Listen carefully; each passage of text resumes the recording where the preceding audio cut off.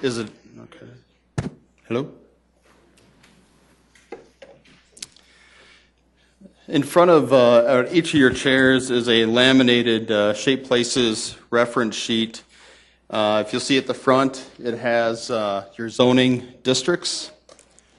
The other side has your form descriptions. It's pretty self-explanatory, but I'll just run through one example using one of the agenda items tonight. If we look at, we want to do a rezone request from AG to RS, single family residential. I'm going to try to actually use this.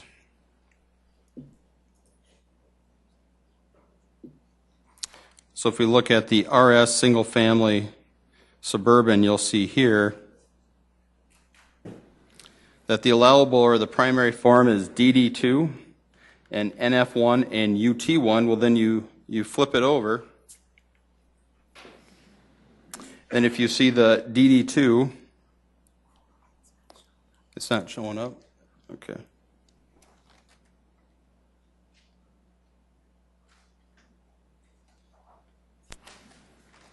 All this technology.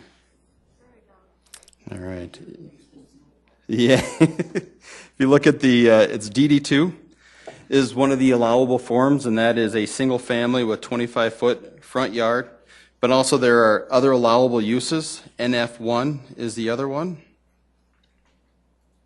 which is a neighborhood facility, which is basically your elementary school, your places of worship and recreation facility. And then UT1 is your neighborhood utilities, so electrical substation, antenna support structure. So this is just a quick reference guide for your use. We did laminate it, so hopefully it will last. There is available a 38-page document that goes into far greater detail.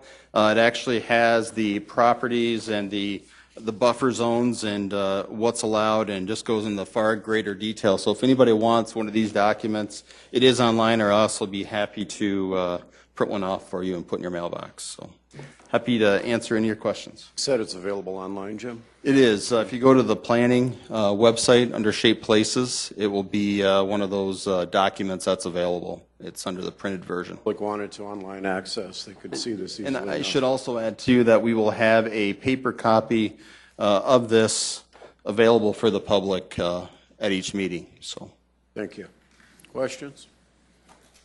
Councilor Jameson?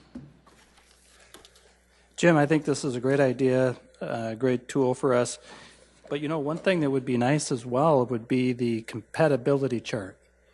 okay. Because a lot of times what we're doing is making a zoning change from one to another, and it's next to or adjacent to a property that's already been zoned, and we're trying to determine whether it's compatible. So maybe if there's a way to have that chart kind of expanded even into a larger form, but Yeah, I would find it we useful. could do a second document that does that. And then even this 38-page document does have a lot of great information too, that goes into the buffer yard, the signage, what's allowed, and so there's some other great uses here. It's just, if it gets a lot of use, I'm sure it will get wore out, but we can definitely look at some sort of another laminated document for your use to look at compatibility with adjoining properties. At least for me, if you could. Yep, you bet. Thanks. Other questions? Thank you, Jim. Very much appreciated. And I'm going to call on Lori Hogstad to correct me if I'm wrong here, but next week is our last budget hearing. It will be at 5 o'clock. It will be a joint hearing with the Minnehaha County. Right, that's correct. We will have a 4 o'clock informational meeting, and then our 5 o'clock budget hearing will be with Minnehaha County, as you stated, and that will be for the Siouxland Libraries, for Metro Communications, and for the Siouxland Heritage Museums at 5 p.m. And there's also a resolution on that meeting as well. So an action item and budget hearing at the 5 o'clock meeting. 4 o'clock probably will be somewhat short. I will not be here. Councilor Anderson Jr. will be chairing that meeting next week. So, okay. Thank you, Lori. You bet. That brings up the last thing we probably need to do with budget hearings. We do not have a work session scheduled yet. I know Dave Bixler, our budget analyst, has sent you an email. Councilor Kiley typically has conflicts with Wednesdays of the schedule, so he had asked if we could move it to maybe Thursday, September 11th. That would be the week before the budget resolution. That would be a good time if you have amendments that you would like to maybe talk to the rest of the council about, that type of thing. But September 11th is kind of looking at the date right now that's going to work. Yeah, September 11th. So be a working session beginning at 3:30 like we always do. It'd be a Thursday. If you have at 3 o'clock, okay, that's what Dave's given me the sign, 3 o'clock. If you have conflicts or some good reason why we shouldn't do it on that day, please let us know. All righty. We'll move into our budget hearings. First up today, are we going to start with Tracy or are we going to go right into health? Okay. Jill Franken, Health Director. Welcome. Good afternoon, Jill Franken, City of Sioux Falls Health Director. And I promise you, you do not need your laminated form for my presentation. There will be no DDs or UTs or any of that nature. I cannot say the same for Director Cotter, however. He may need you to reference that at some point. So anyway, with that said, I want to thank you for having us here today. And I also want to say a special thank you to the folks that helped put our budget together. The gentleman to my right, Tim Conda, I want to thank him for the many hours he spent, with also thanking Amy Richardson, who does all our financial work for the health department. Thank both of them. They spent many, many hours on this budget, as well as Alicia, Kalura, and the entire management team for the health department. So thanks to everybody. Many of them are here. Can you raise your hands? Thank you. Thank you. All right. So next we just want to go through the as a department overview, share with you the goals and objectives that are embedded in our mission for the health department and why we are here to serve the community. Our main purpose, or three purposes, are to provide access to needed health services in our community.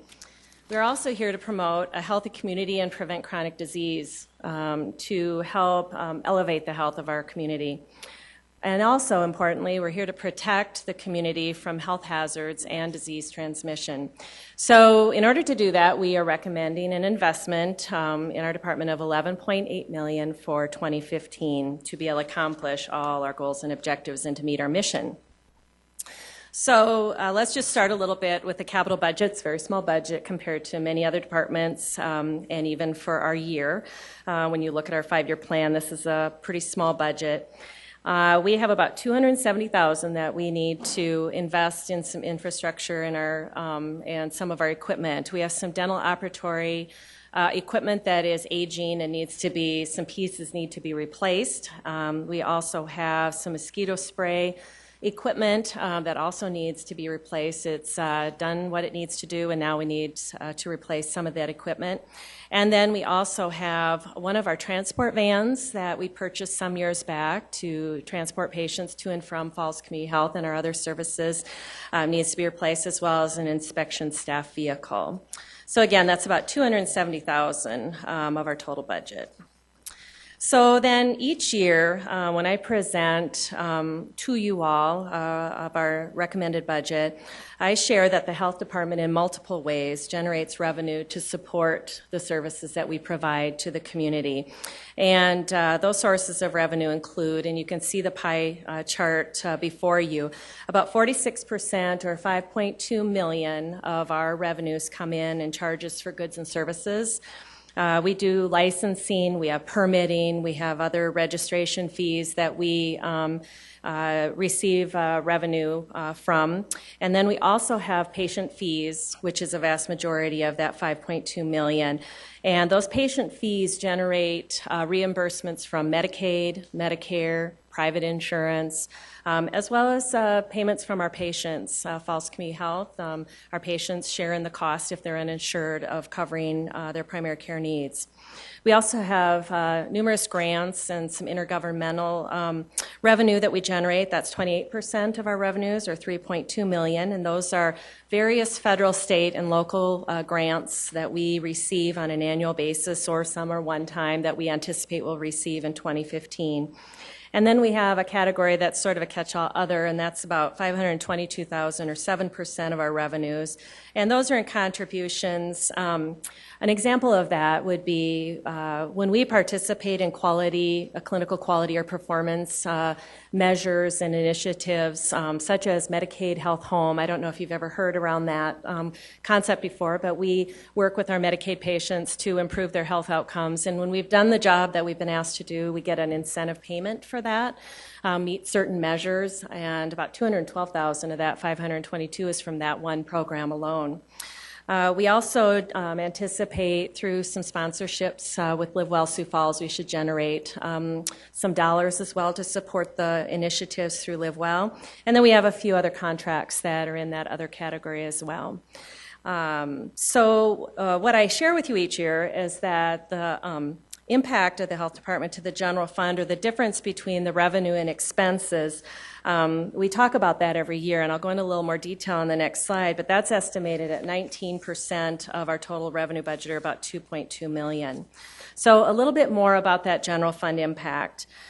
Because of our capacity to generate revenue, we do look closely at that, and it's something that Amy and Tim work quite a bit on, and we'll even more so now with our new financial software be able to drill down even further and understand our revenues even better. But one of the things we do is look at how much of the general fund supports the programs and services of our department. Well, as you can see, we've budgeted for no increased impact to the general fund for the health center between 2014 and 2015. That is estimated to remain flat. And then it is estimated that through some, efficiency and our expenses, that we should see a decrease in the needed general fund for our public health and environmental services. So for 2014, the general fund impact between Falls Community Health, for Falls Community Health is projected to be about $0.9 million or $900,000, and for public health environmental services will be $1.3 million for that total of $2.2 million of an $11.5 million operating budget. So now let's talk a little bit on the expense side. So our operating budget on the expense side, we are estimating an increase from 2014 to 2015 of roughly $350,000. So it'll go from $11.2 million, as you can see at the top, the original 2014 budget, to $11.5 million is what we're estimating in 2015.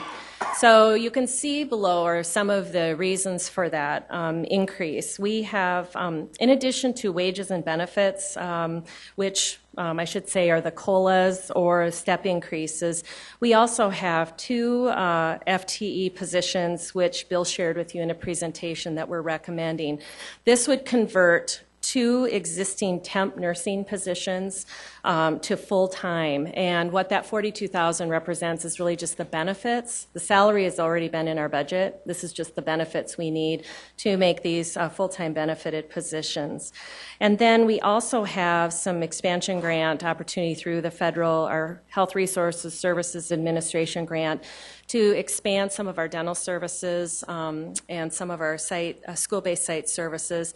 And that's around $144,000 of personnel that are part-time that will be helping us expand those services. And then we also have some supplies and materials that will go along with those increased services that we'll need to be able to serve more folks, and that's specific to dental services at our school-based sites.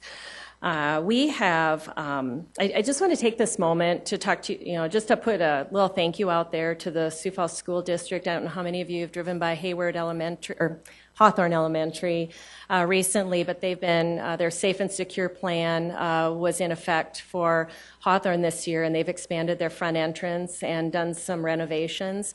Well, that is also, they have included sort of a remodel of our clinical services with that expansion of their entrance. So we will now have a dedicated entrance to our clinic from their kind of foyer or their entrance to Hawthorne. And then we'll also, they added some additional square footage to our clinic space. It's going to be quite nice, and when it's done in early September, we'll be sure to let you know so you can stop by and take a look at that. But they've done that, they've included that in the cost of the project for the school district, and so that was at no cost to the city. So quite a thank you goes out to them. So then, in addition to that, we have some professional services that we adjusted. If you recall, in this year's budget, you had allocated about $97,000 for us to do an EMS study for our RFP process for the ambulance contract. That'll be coming due next year in May. So we estimate we'll spend about 62 of that this year, and we'll have a little bit remaining that will pay out in 2015 to our contractor, and so we need to adjust in 2015. That's a little hard to understand when you start doing minuses there. But we have about a third of that contract left to pay out in 2015. So we'll pay about $62,000 this year and about $35,000 next year for that total of around $97,000 for that contract. Still staying within what we had identified that we should be spending. So lastly, I just want to share with you that an initiative that we are putting in place this year and recommending for our budget next year is we've done a fair amount of work since we moved into our new building to really look at making sure our security, we have a safe and secure building. And we've done a lot of low-cost means to be able to make it as secure as possible and as safe as possible for our patients, our clients, our people that visit the building, but also, very importantly, our staff and our team. And one of the things that we've done is really engaged our police department, risk management, folks that do this work professionally to see what is the next step that we need to take in our building. And we've also done some things to survey our staff. And in doing all of that, we've come to the conclusion and evaluated the recommendations of all those we've engaged with. And we believe we need to add security at our site during normal business hours. And so that is being recommended that we increase our contract with an entity to have a security officer actually present during normal business hours. We have that already in place on Monday nights. This would be expanding it during normal business hours. And if you want any more information on that, I can share that with you as well. But that's something that we have found to be important and a high priority for us in 2015. So total operating budget then is $11.5 million, and just to recap, about 65% of our budget is personnel and 33% is in other operating.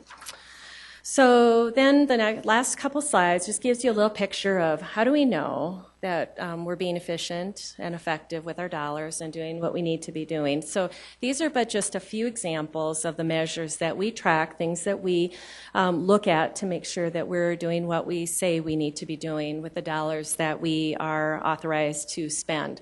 And the one on your left is how well do we respond and how quickly do we respond to health complaints or concerns. It's our goal to try and respond within 48 hours when we get a call or a contract or something of that nature. And you can see in 2013 we achieved 94% of the time we were able to accomplish that. Our goal is 95% this year. We hope we'll be able to achieve that, and then 2015 maintain that at 95%.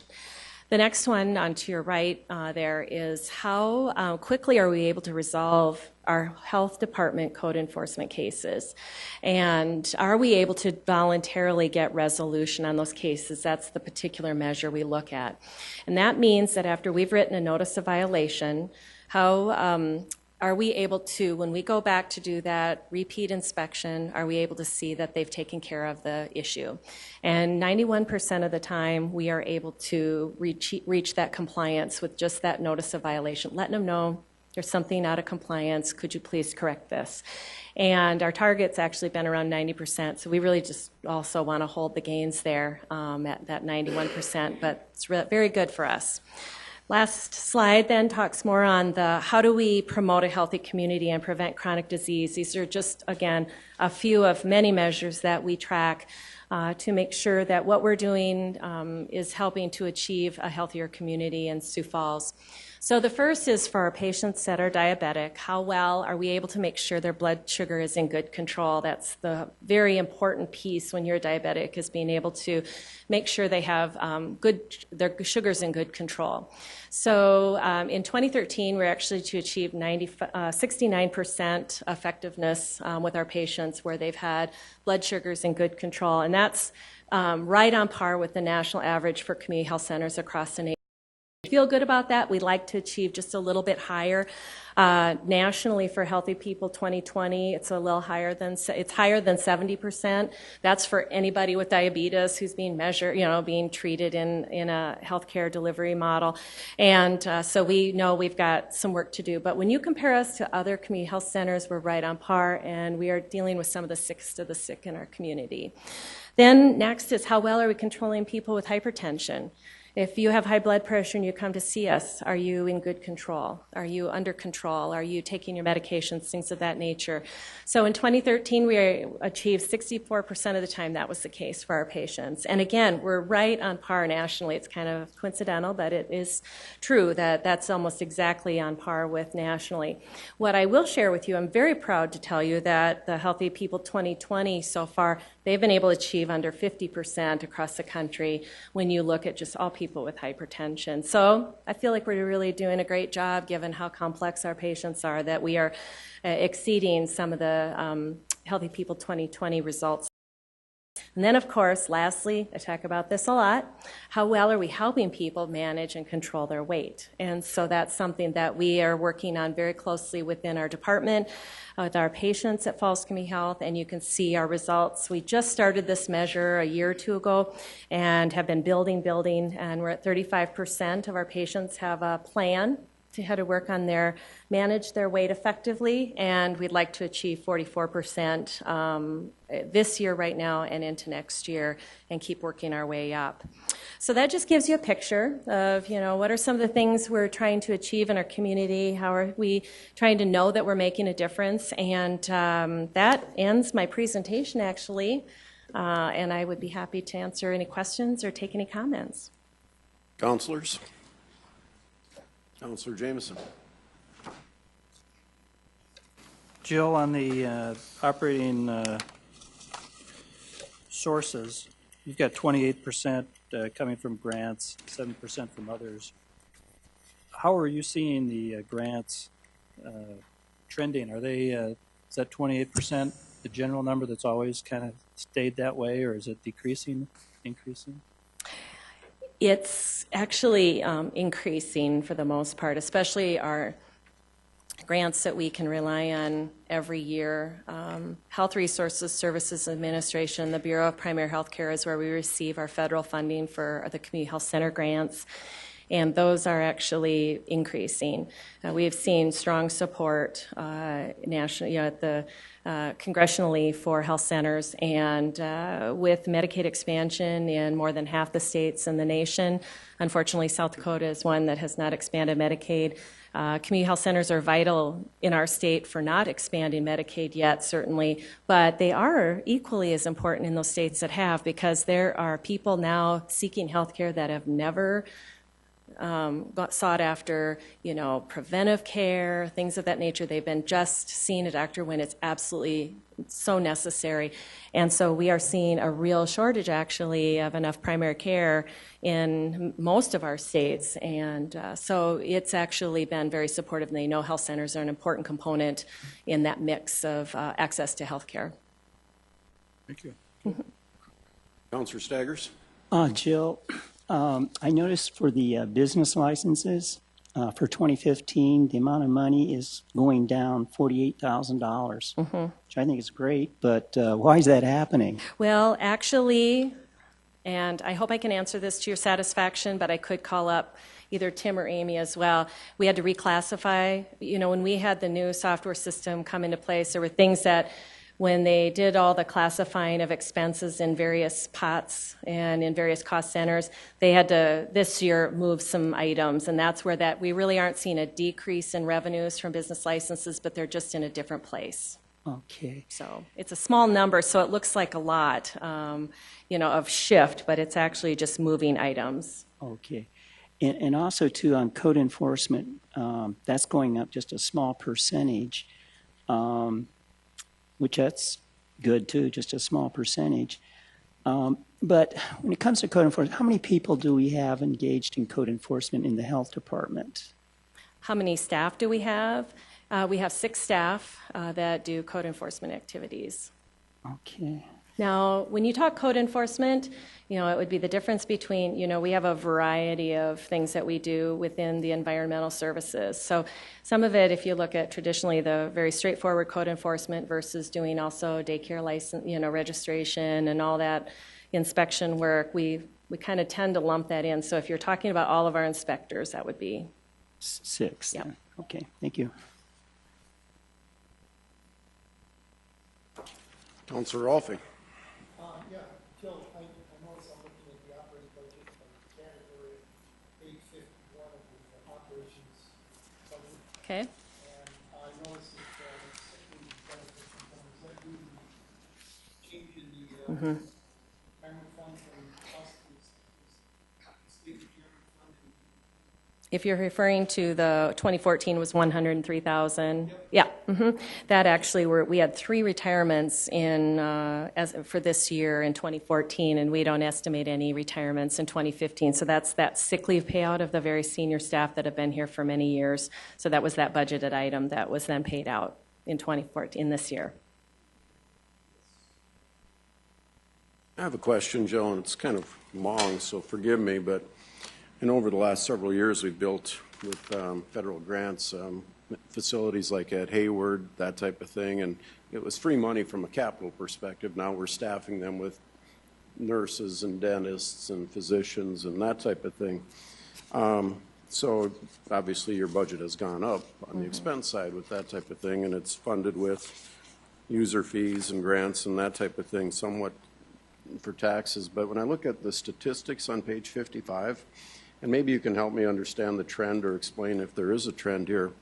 The total patient visits really jumped in 08 and 09, but since 2010, it's remained relatively flat. Can you talk to that at all, what we're funding here or what's happening? Sure.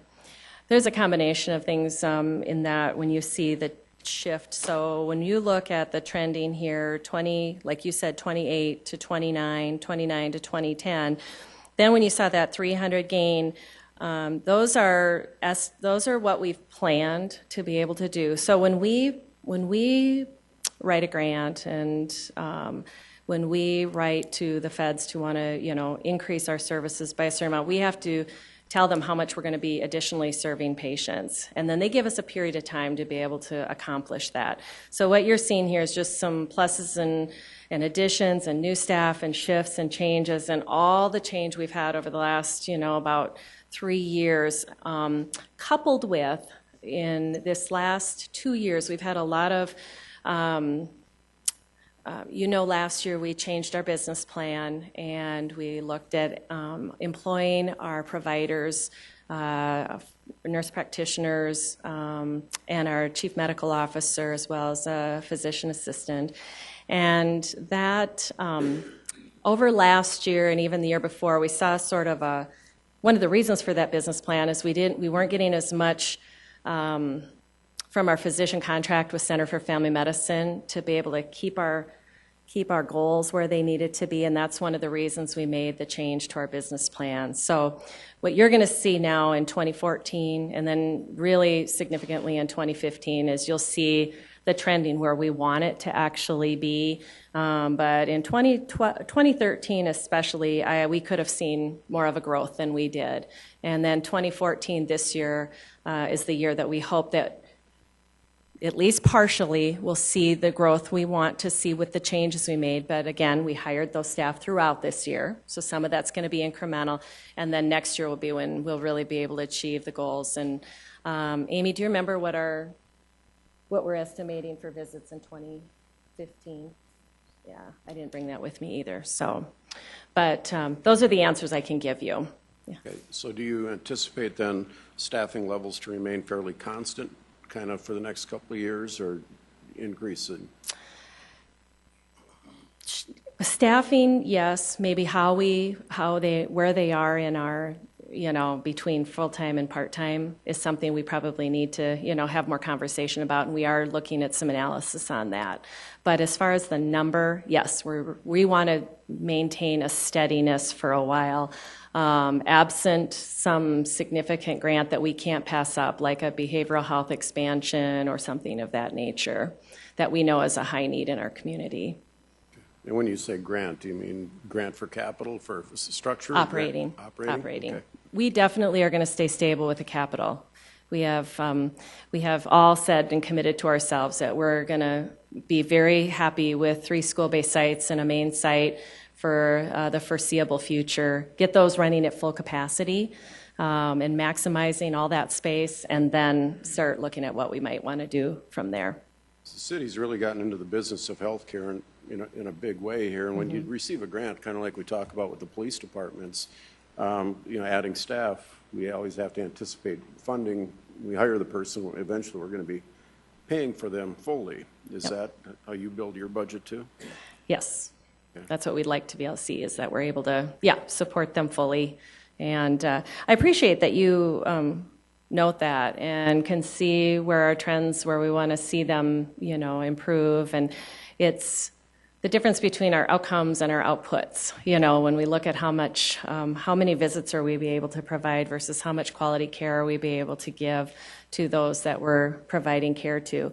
One of the things, too, I'll just mention as a point is that our cost per visit and cost per patient is still really very comparable. And we actually are below the national average almost every year for how much it costs us to care for our patients as well as for each visit. So just to give you that. Thank you. Yeah. Counselor Staggers? Oh, I think, Counselor? oh, okay. I just have a quick question.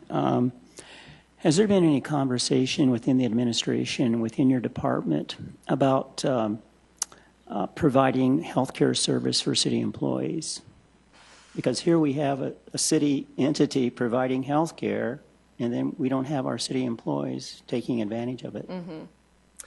Well, we have had some conversation about that, yes. Perhaps, any staff could come, anyone can come to Falls Community Health and receive services. Nobody needs to be denied care at our medical clinic. We have private pay patient or private insurance patients. Anyone, and some possibly do. I don't know who they are because of confidentiality reasons, but I would dare say we probably have some that already are our patients that are city employees. More where we've looked at it and talked about it is on the employee health side and looking at some opportunities maybe around some of that initial drug screening for new employees, things of that nature.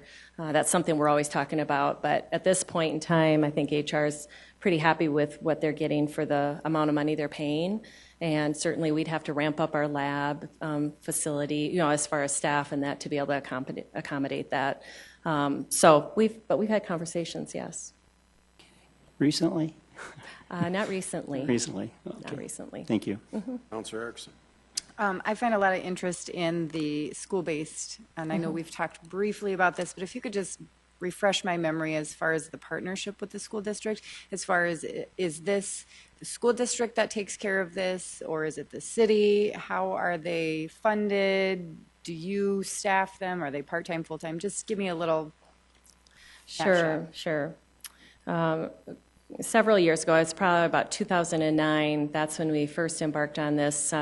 Actually, we've been talking about it since about 2005, but then finally received some federal dollars through ARA, the Affordable, now isn't it terrible? American Recovery and Reinvestment Act, I think that's right. And we were able to expand into and live out that vision that we had for school-based sites. And so we received capital dollars, as Councilor Karski had mentioned, for the build-out of those spaces. And we've received capital dollars each time from the feds, from HRSA, to be able to do that. And then the school district is kind enough to help support with like the maintenance and custodial services, things of that nature. We fit out the rest, with furniture, fixtures, and equipment in those spaces, and then we staff the staff for those spaces, and those clinics. And so they operate about 20 hours a week is what we're They could operate full-time, 40 hours a week, year-round, and that would be someday what we'll do, but right now we just operate them part-time. Really, in this budget for 2015 is to operate Hawthorne, now that we've got a dedicated entrance, to be able to operate that 20 hours a week as well. And so then we provide our staff and see the patients there. We have the same policies, procedures, a management team that oversees those, and Katie Wick actually is the manager who oversees that in addition to our main site services, as well as Lana Jones for the dental services, but it's still we have still some, we could be even busier there, so we continue to work in finding that sweet spot of how many kids and adults even from the neighborhood that we can see every day at those sites. So. And it's year-round, it's not just during the school year? Hawthorne has been just during the school year, now will be year-round, and then Terry, Redland, and Hayward are year-round sites. Yep. Thank you. Yeah, you bet. Counselor Staggers. Yeah, just, you mentioned something, Jill, about people in the neighborhood. Can they also just simply go there to the school Yes. sites? Yes. So we have centralized scheduling. So when you call our main number, and then we schedule for all our sites. And our staff try and look for, people who might be, their address is close to a school-based site, offer that to them as an option, that they might want to choose that as their home, medical home for services. And because we have it set up with dedicated entrance that allows for them not to be able to go into the school, there's a foyer that they enter into, and then this door to the school clinic is off to the side. We're able to serve the neighborhood as well as just the kids and the families at the school. Okay. Yeah. Thank you. Thank you, Joe. Thank you. You bet. Next up, we have Public Works and Mr. Cotter. Welcome. Thank you, Counselor. Has it? Great. All right, as Jill said, we also have a full team of individuals that start to work really in December until the budget gets compiled and put together. So I would like to just ask the Public Works team to stand along with our financial analyst, Shauna Nelson. All right, let's get started. We also have a new face in the crowd that we want to introduce you to, that after Mike Burkhart's service of 38 years, his retirement last year, we did go to the market and look for a qualified individual to really lead our light and power division into the future. And so we hired a gentleman that was with Thompson Electric for 13 years, and Jerry Jungling's in the audience. Would like to have Jerry stand as well. All right, let's get started. Tonight we have this afternoon, have a budget to present to you that's $158.1 million. It will encompass the general fund divisions of Public Works along with the enterprise divisions of Public Works. We've spent a lot of time on the enterprise, and so we'll spend the majority of our time tonight on the general fund, but we do want to, just in the interest of having this taped, hit just a couple of slides on each of the enterprise funds to just reintroduce those to you and the public. Let's start with highways and streets. Highways and streets is essentially three divisions of Public Works. Starts with, at the top, the storm drainage team. And that is their operational and capital budget that essentially manages the existing system but works with development to expand the system. Snow removal and street maintenance is the street division of Public Works, and that's primarily split between snow removal and street maintenance. Engineering, not only do they guide and bring forward all the capital projects throughout the city, they also manage that infrastructure side as we expand the city with development. And then the large piece of pie on that sheet is the capital plan. That's essentially your street maintenance and your street expansion plan throughout the city. All right, really the key of why our general fund divisions exist is to provide safe and drivable streets. The highlights of the budget this year is that we're proposing an additional civil engineer.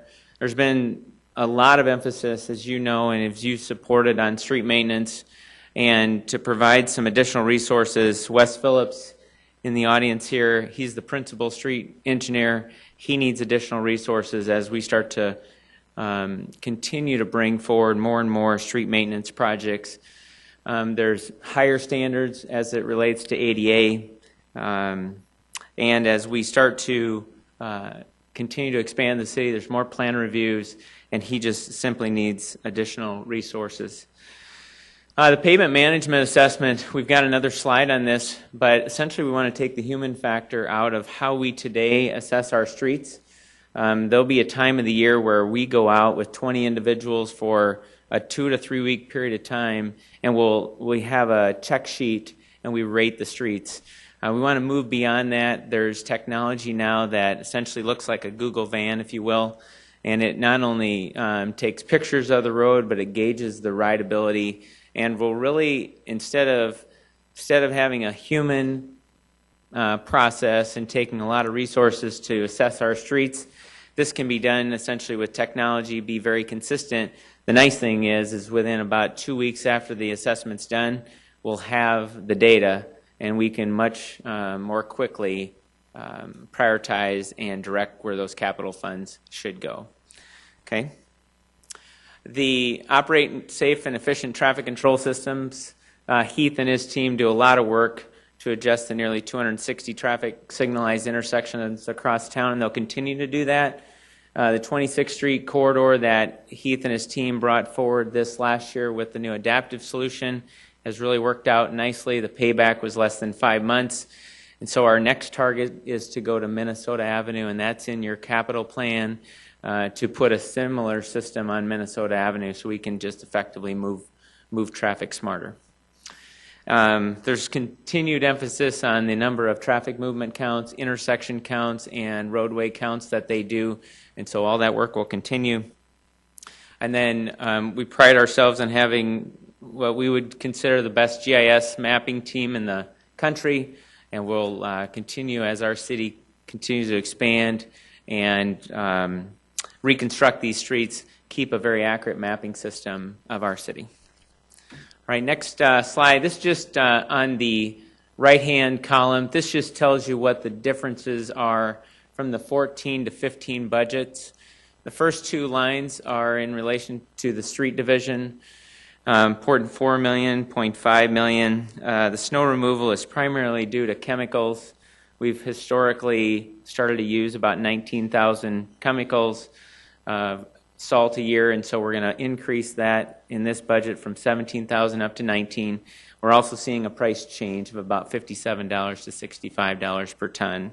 So that recognizes that budget quantity and price change. The street maintenance additions are essentially this new pavement management solution to assess and fleet rentals. And then engineering has additional corridor studies and some new options for us on enhanced traffic striping. Okay. This sheet further breaks down where those dollars are going, and the wages and benefits. About 2/3 of that is for the existing staff and the COLA changes, and then it also accounts for the new civil engineer to provide resources for Wes Phillips' team. The professional services and pavement management, essentially that just allows us to do those corridor studies so we get out in front of development or with development.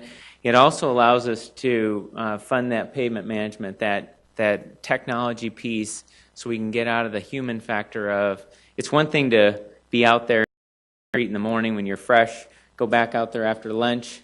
It's just, there's human factor, there's human error that can occur. We'll show you a slide here that these vans have really enhanced how you assess pavement condition. Fleet rentals, we continue to adjust our life cycle based on what our fleet team is telling us when our maintenance dollars are starting to go up on certain types of equipment. We know we've got to shorten that life cycle, and so that means that we have to adjust what we pay into fleet for respective divisions to make sure when that equipment is used its life cycle, we've got dollars in the bank to replace it. And so one of the last pieces of this presentation will highlight fleet and show you the amount of investment that you make in equipment each year. And then I'll probably just jump to supplies and materials, the chemicals. Again, we've got a price change and a quantity change, 2,000 additional tons of salt, and then it also recognizes the price change from $57 up to $65. So we still want to make sure we can drive through and across the city in any weather condition in this city. So, all right, this is the picture of the van that the pavement management team and the engineering team brought in to demo. And it's a 3-person operation as they assess a city street system. Our goal is to use a company like this every year, and we would assess half the streets each year. So essentially a street would get assessed every other year. The left-hand side, they have cameras on the top and on the side of these vehicles. You can ask them to assess everything from the sidewalk to the signs to your pavement condition. The inside is just a picture inside the van with multiple screens and the data that they're collecting. And then the picture on the right-hand side is a gauge on the wheel, and that is essentially calculating and assessing the rideability. How smooth are the roads? And if you see a lot of cracks in the roads, we call them transverse cracks, that ultimately give you that repetitive tire slap, that's going to rate the road in a certain way that is going to flag it for maintenance, and our goal is to get out there certainly before one of our customers calls and tells us that. And so anyway, we want to really bring this technology to the team, get us much better, more consistent, and quicker information. The other option that we want to bring forward as an initiative is just to increase our traffic striping materials. And the picture on the left is a new 3M product that we've started to use throughout the city. It's called contrast tape, and so you see that there's a black piece of tape on the outside of the white, and that contrast really helps when you're in either snowy conditions or in rain conditions. Our team gets a lot of calls when it's raining out that some of the drivers just cannot see where the lane delineation lines are. And so more use of grinding the pavement down just a fraction and then laying in this contrasting tape will just better deliver where the lanes are. And then there's better paints out there that are coming on the market, epoxy and polyurethane, and also a better man-made bead that you can put on top of the paint to just have better reflectivity, again at night and in rain conditions. All right, the capital plan. There's a number of projects in the Public Works plan to address the public's infrastructure. But the major programs that we often talk about is major street reconstruction, arterial street expansion. The next two are really the maintenance. The first is for the asphalt streets, is the overlay and seal coating program. And then the concrete pavement restoration, joint replacement, and then last, storm drainage improvements. Our big projects that we're heavily in design right now and getting ready to bring to the market for 2015. The first is one that's had to be moved up based on condition, is the West 12th Street Bridge reconstruction. We've talked about that the condition with the last bridge report came back to a point that we had to reprioritize that and move that up for 2015 in advance of a time period that we may have to actually either put weight restrictions on that bridge or essentially replace it. And so with that being a road that in most times carries more vehicles than 41st Street, we can't do that, and so we've reprioritized that street over Madison Street and are heavily in design and looking forward to bringing that to bid. The next street, Cliff Avenue from 63rd to 85th, that's really a similar project that we have this year. Our big project this year is 41st Street from Sertoma to T. Ellis. This is our big arterial street expansion for 2015. There's a lot of development, a lot of 2 large schools out in that area, a lot of traffic that commutes in from Harrisburg and Canton and northwest Iowa, really start to give us the capacity that we need there. And then Sycamore Avenue and 57th to 69th Street, 12th Street from Kiwanis to west. That's a pavement rehabilitation project. The next two are key intersection projects, 22nd Minnesota, 11th Street and 2nd. And then this is a DOT-funded project, but felt it was worthy to put on the slide is SD 100 from Maple Street to Madison Street. That's the first of 3 projects that rolls up from the recent new agreement with the state. All right, the next slides are just a series of pictures just to orientate you to where those projects are at. The 12th Street Bridge is a bridge. It's not over water. It's over a railroad, and it's over the Ellis and Eastern Railroad. So just immediately west of Grange Avenue, that's approximately the project limits as well. So the design team has been working with the adjacent property owners and the engineering staff to put those details in place. We are also working with the DOT to see if there's some innovative bridge technology that we can incorporate into this bridge and leverage some of their research funds as well. Next project is Cliff Avenue, and again, just an enormous amount of development that's happened out there already. It's essentially a 2-lane asphalt road, and so much needed to bring additional capacity to that area. Sycamore Avenue, this project today, if you drive out there, we're doing all the grading and utilities this year, and then the surfacing package would happen in 2015.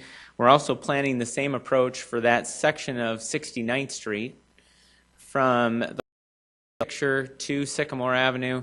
Harrisburg School just bought land just north of that area, and so as we start to build these streets out to not only support the neighborhoods, it also supports those new schools.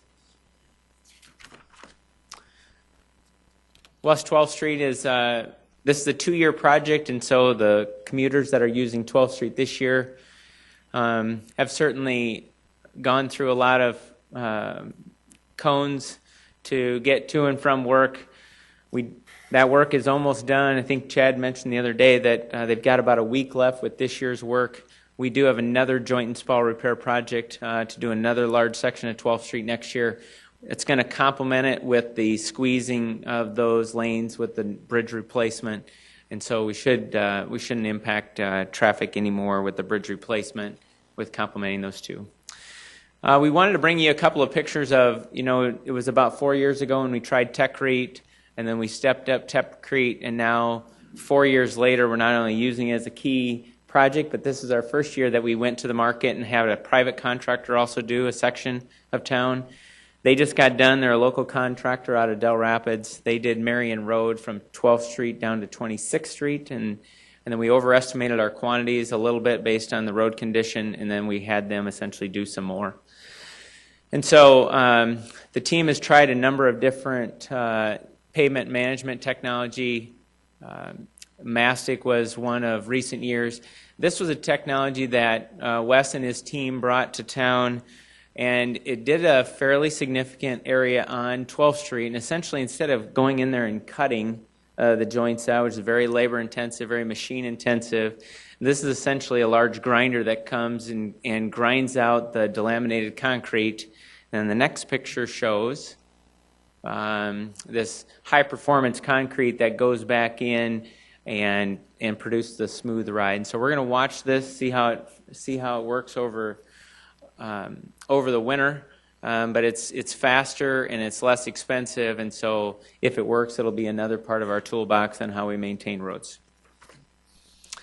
All right, this is a project at 22nd Minnesota, and one of the questions that Councilor Erpenbach had asked is how far on this project are we going to improve the curb and gutter of Minnesota Avenue?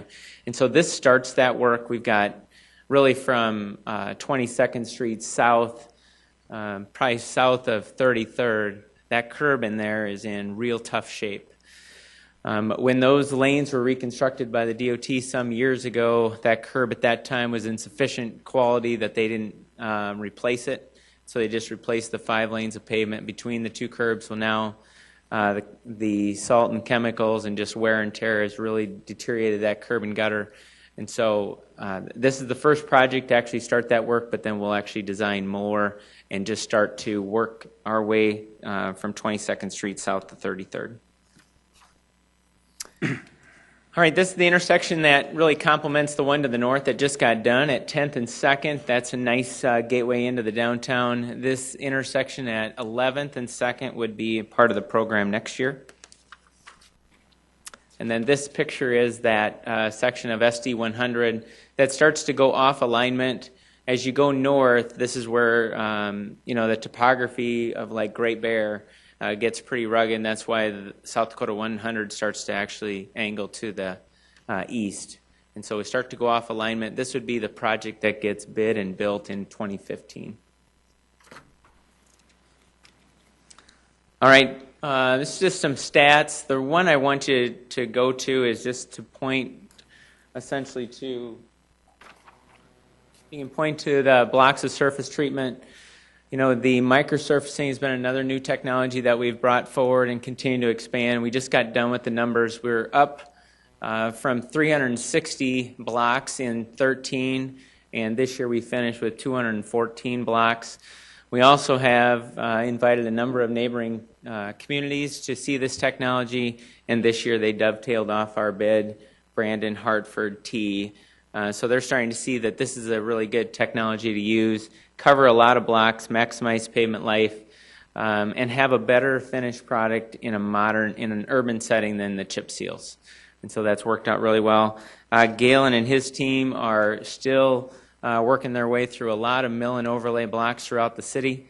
And so by the end of the year, it'll be another significant year on mill and overlay projects.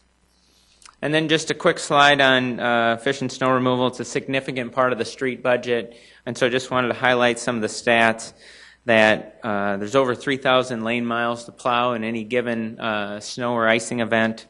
We do staff 24/7 from November 1st to March 31st. That's just a small team, but things happen in a very short time. And so we want to make sure that we have team members on site if we get an icing or a rain event, that we can go out and hit the bridges.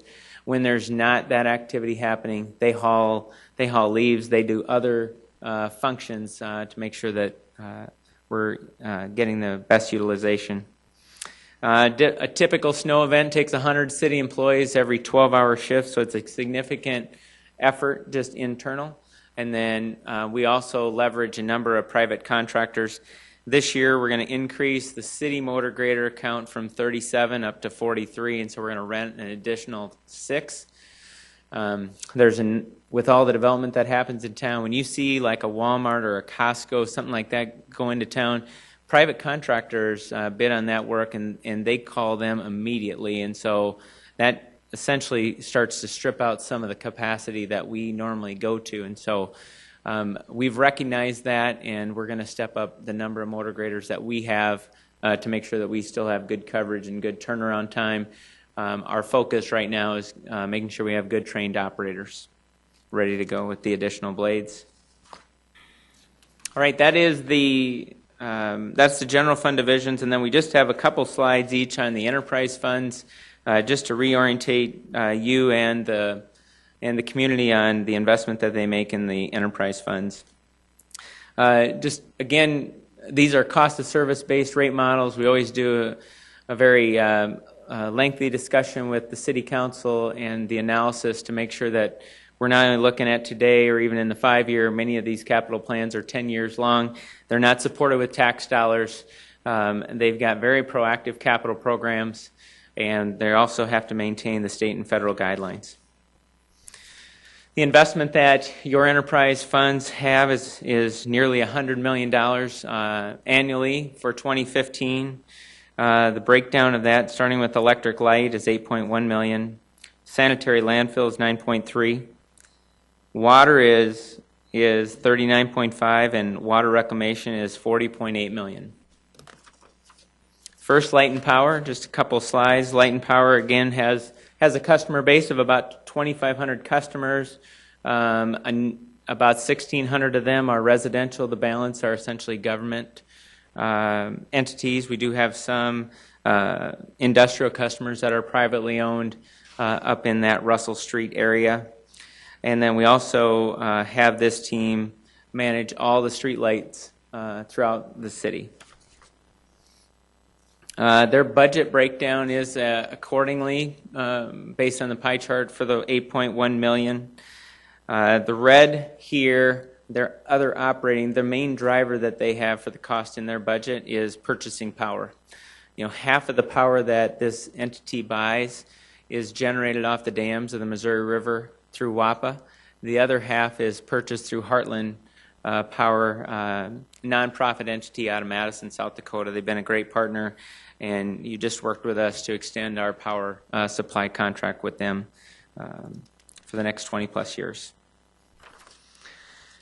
Three key areas that they invest their capital plan is anytime they have load growth, especially like Uptown, we have to continually look at circuit improvements to make sure that we can deliver the load that those businesses and residential units need.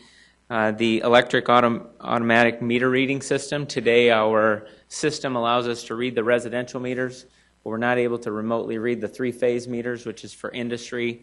We want to upgrade this system to a system that we can actually be more on par with Excel, and we can actually remote into these meters and read them, but we can also turn them on and off for customer shutoffs and new customer turn-ons. And so certainly eliminate a lot of field time with a meter reading system that's on par with today's industry. And then anytime you have an electromechanical system, things break, and so we always budget for unforeseen electrical system replacement. Next is sanitary landfill. Sanitary landfill, again, has no tax dollars that support it. It's user fees that come in through across the scale for municipal solid waste, C&D, also landfill gas sales, and some other miscellaneous revenue sources really provide the revenue to cover the cost for this division. The key for this, not only for Sioux Falls, but for the 5-county area, it provides for MSW, which is municipal solid waste, and construction and demolition debris for today and into the future. We always have a focus on sustainability and recycling, and we're also going to continually focus on what can we do with the byproducts of landfill, whether it's tires, whether it's metals from some of the refrigerators and stoves and what have you, to something that's really paid off for this community, which is the landfill gas project. And again, I continually see people, they haven't heard about the project, but it is a revenue source that brings in nearly $200,000 a month to this utility. So it's gone a long ways to allow us to control the costs for the tipping fees and keep management at a very affordable means in this city. A couple of the key capital projects that we'll talk about on, next slide, is the C&D material recycling facility. The design is something that we're going to focus on in 15. We've talked about this project. Essentially, construction, demolition, debris recycling facility is every construction dumpster in town. We look at that about 70% of that can be recycled, separated, and sold as a byproduct. And so that's key to us. We're also looking to see, is there anything else that we can do with that type of a facility? And so we're not quite there yet, but we are starting to have a team focus on that. Leachate recirculation infrastructure. That leachate is essentially the black liquid that's in the landfill that one of the things we want to make sure we maintain is kind of optimum moisture in the landfill to generate gas. Those, the third picture from the left, those are large guns that we're essentially putting leachate back on the landfill so we can control how that optimum moisture is. It also helps us with keeping that top wet and maintaining litter. Okay. All right, water. Water is obviously we've had a lot of discussion about this. This is a utility that for a number of years we've had to have rate increases. This is not this year. For the next 2 years, we did not recommend a rate increase. Things have gone extremely well with the capital program and buying water with Lewis and Clark of recent. Our focus is to ensure a sound water fund meet the needs of today and tomorrow. We'll continue to develop initiatives to support water conservation. I love the comment that was shared by Greg Anderson at a recent press meet, is that when this city started to fund water conservation, started to incentivize people to change out their toilets and their washers and put smart irrigation systems in, that the culmination of hundreds and hundreds and hundreds of those high efficiency fixtures being installed in older homes and businesses has equated now to a savings of 4 million gallons per day of treated water. That's significant. That's per day. And so that means that that's less water that you have to go out and find. It's also less water you have to treat every day, which has chemical costs and electrical costs. So we're going to still look for ways that we can help and incentivize businesses, universities to change out those old fixtures. But we're also going to have a focus on getting back into the wastewater side now, and that system, as we've incentivized going into private property homes to incentivize those things to change out, we're starting to think about how do we help and incentivize property owners to maintain their service lines, their sewage service lines. And so right now, a typical house owns their sewer service line from the house all the way out to the main. We're investing a lot of dollars into the manholes and mains of the streets, but we've got just as much pipe that connects the mains to the houses, and we want to make sure that that's a good system as well. So more to come on that, but wanted to kind of open the door to that. And then one of the things that Greg and the engineering team have done is we've essentially increased our replacement of water mains in the city by fourfold, and that's certainly stripped out a lot of our resources to do much of anything, and this was really our first year to go fourfold on that much more work. And so Jeff Dunn and his team need another engineering technician to assess, design, and also with the expansion and the development, reviewing plans, that team needs more resources. And so we're asking for an additional technician. The breakdown in the budget is $39.3 million. The largest component of that is capital, reinvesting back into the system. We have other operating personnel, and then there is a portion there that's dedicated to debt. One of the key things that we talked about in the analysis of the rates this last year is that this utility does not have for its capital, for its funding capital in its future at this point in time, and so we're gonna start paying down debt in a fairly fast fashion with this utility, and then taking dollars that would normally go to debt service and starting cash funding those capital projects. And so the future is very bright in your water utility. Some of the four key areas we're going to focus, the capital fund is collector well rehabilitation.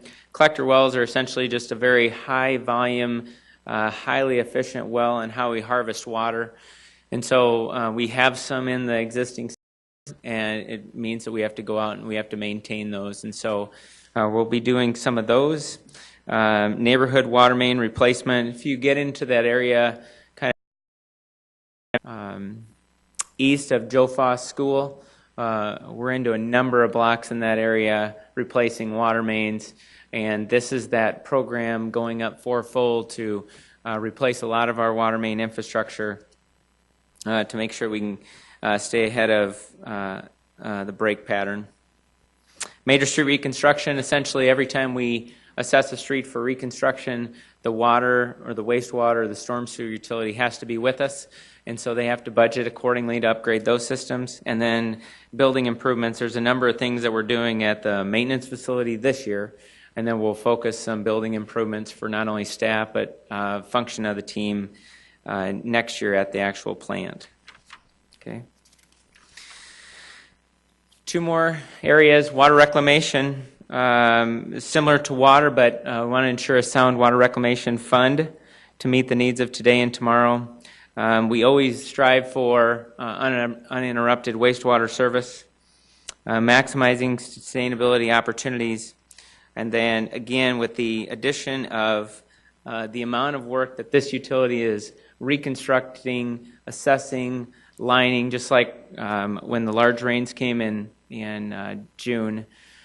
We have about 50 sophisticated flow meters today spread out into the system, so we can assess where the areas are leaking the most, and then we can go and start directing resources into that area. But it takes people to assess which manholes need to be rebuilt or replaced, which mains, and we're funding that at a higher level. Not only that work, but also development is certainly back in full force, and this team needs additional resources as well, and so we're asking for an additional civil engineer to really support that effort. The breakdown of the budget, very similar to water, is the main area for this utility is in capital, reinvesting in the capital.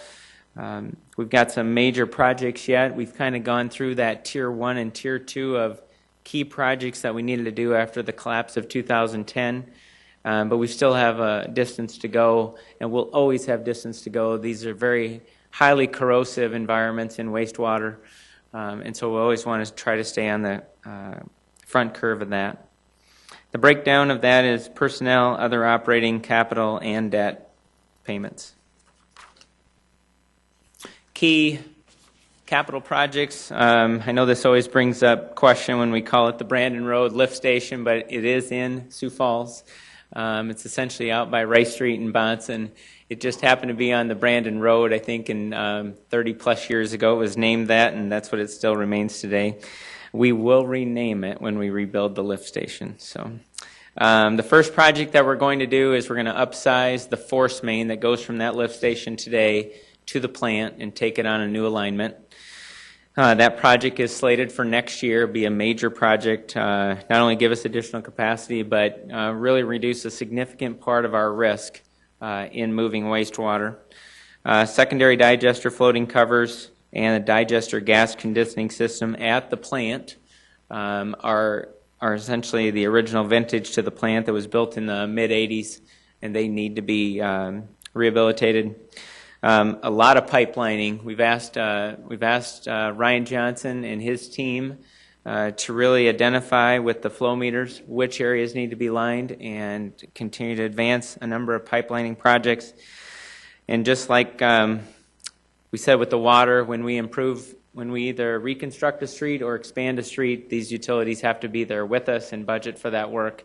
And so arterial street improvements and then building improvements are also planned at this utility. Last is fleet. And just to give you a sense of fleet overview, we've got a dedicated team focused on centralized fleet service. Over time, you'll start to see more and more centralization happen within fleet. It's been a model that's worked, and we just want to give you a couple of stats about what this team is made of.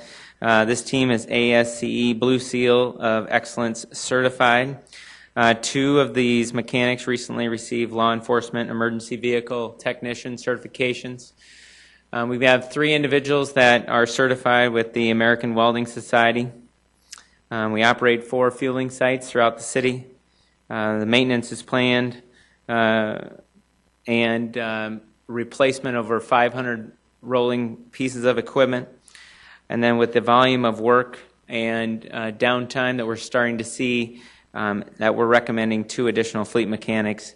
This is an internal service fund, and so divisions pay into this just like a private garage. That if they do an oil change, they get essentially charged based on a reasonable rate for not only the mechanic's time but for the parts. And so it essentially acts just like a normal enterprise fund. All right, the breakdown in this budget, personnel and other operating make up about a third. The majority of these dollars goes into replacing existing rolling stock to roll up a budget of $8.5 million. That's our presentation. Answer questions. Councilors. I guess I have one quick question, Mark. Just going back to the fleet, you said you're going to add 2 mechanics, and I see the budget for personnel going from 1.7 to 1.8, almost 1.8 $1.84 million, $130,000 increase. Is that what 2 mechanics are going to cost us? That is what 2 mechanics will cost with full burden. Dean, anything else to add? Sorry, full burden is, the typical benefit package that comes, and so that's what we roll in for the cost of that employee. Okay, thank you. Councilor Jameson. Mark, on snow removal with the addition of $400,000 for the extra cost in salt, I've fielded several calls from maybe more than that, individuals who are complaining about their boulevards getting burned with that salt. And just, have you internally and with your staff thought and talked about maybe a strategy going forward for any homeowner who feels as their boulevard is burnt, provide them with free black dirt and seed or something? Have you thought of any way to, beyond changing the ordinance about what's allowed in the boulevard, any other thoughts? It's very cyclical because we'll have a year where we have a fairly mild winter. Sometimes there'll be more snow than icing events, and so then we're not putting out much. This last year was long, cold. A lot of boulevards got burnt this last year. We haven't taken that any further. We probably get 50 to 60 calls a year, maybe more, on the boulevards, but many of these properties have lived on those collector and arterial streets for years, and it's not a matter of if, it's usually when and to what extent, and our first priority is always the safety of the streets. Not to say that something couldn't be considered, we haven't from that standpoint. Very good. Okay. Councilor Rolfing.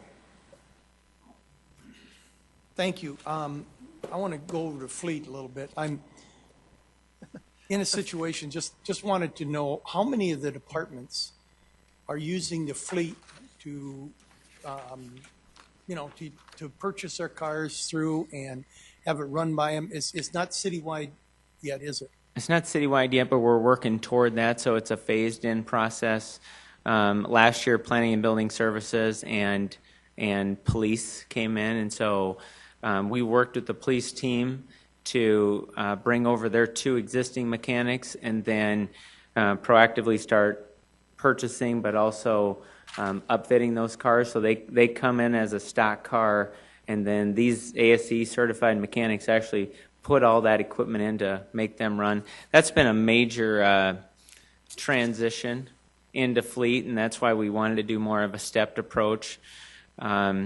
There's a number of them. Dean, you want to add to kind of the path forward? Dean Borkart with Public Works. I think it's fair to say, like Mark said, we're trying to make sure when we bring in an organization, we're ready to take on those roles and responsibilities. I would say that the police department was a very great partner to do it with. They were looking to get out of the business of managing fleet management. That's not what they were doing. So when we had that opportunity, we brought their mechanics in. Like Mark said, we've filtered. We've now, some of their team, or they'll occasionally be at the fleet shop. One of our guys, if the workload is large over there, can transition. Going forward, we see the opportunities available, but we want to make sure that we get, right now we have, the fleet system is running on HTE software. We're transitioning, obviously, Munis Financial. We'll need to get software to stand this up, and we want to make sure that we have the right personnel in place before we bring on additional resources. Outside of us right now, the Parks and Recreation Department is outside of fleet. The Fire Department is currently outside of fleet. And those are the next two big ones that we would be looking towards, but we want to make sure we have the right software in place citywide to run the organization, and then make sure we have the adequate personnel before we just make that jump and it doesn't work well, is what I would say. Yeah. That's good. That makes sense that we do that gradually. Yeah, that does. And then we basically would be then approving new purchases of vehicles for those departments, because they will basically be replacing the ones when they wear out. Let's take a police car. After, let's say, 5 years is the lifespan of that. After 5 years, they would then just replace it, and the money should be there to replace it with the organization through, or the way they finance it through the fleet. And we'll only be approving new purchases at that point because we'll have to replace the ones that are already there. That's fair. Okay. Yeah. And then one last comment, if I could, I want to know where the chart is. We really scaled down in this presentation for you, so Okay. Kind of disappointed, but that's okay. I can send one over.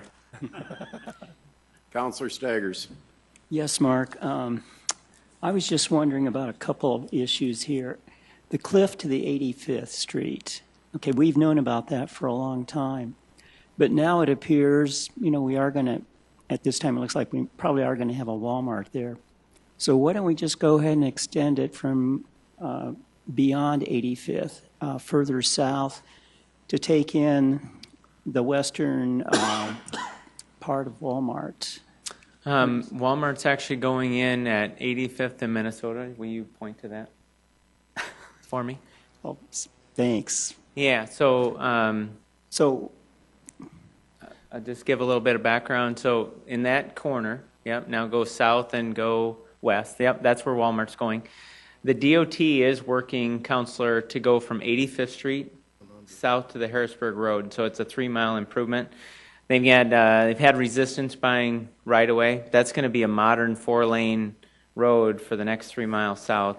That's potentially not going to come forward until 16 or 17.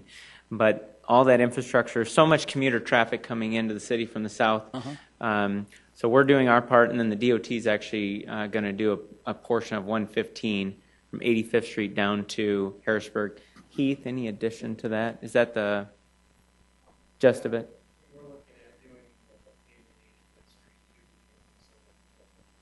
Okay, so Heath had mentioned too, we have designed 85th Street to connect Minnesota to Cliff. The first quarter mile from Minnesota will be an urban feel street, and then the other balance will be just like a 2-lane rural section paved road.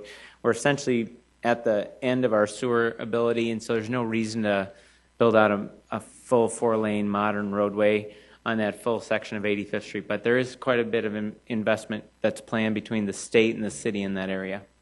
okay. Also, too, in our capital improvement program for 2015 and 2019, there's a total now during those years, $8.2 million for downtown area street and utility improvements. I don't know. Can you say something about that? It seems like we were spending lots and lots of time on the downtown for the infrastructure, and this is going to be $8.2 million. Can you say something about that? Certainly. We've worked with multiple departments. We're investing in the downtown, but there's also developments that's investing in the downtown. It's a good complement to sustainability when that many bedrooms are going in downtown, but we have to make sure the street system and the pedestrian walkways can handle it.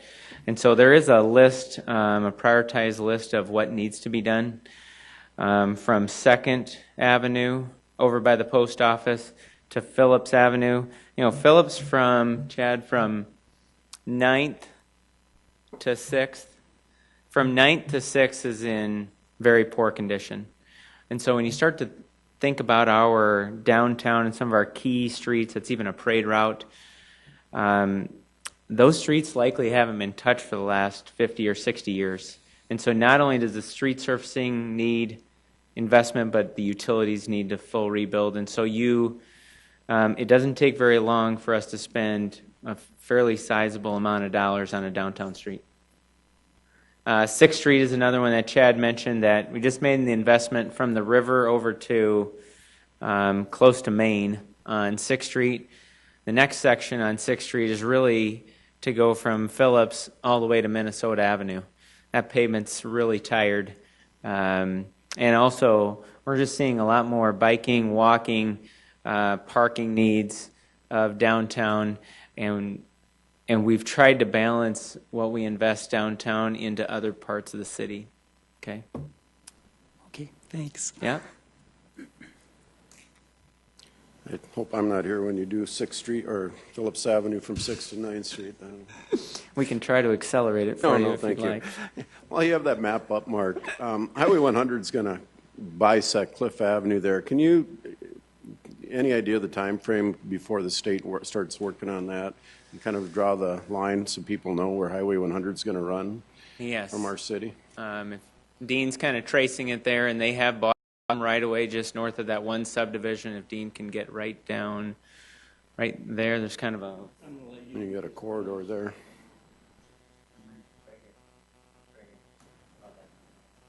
So there's a slice of land that's been platted there. That's essentially how it'll bisect.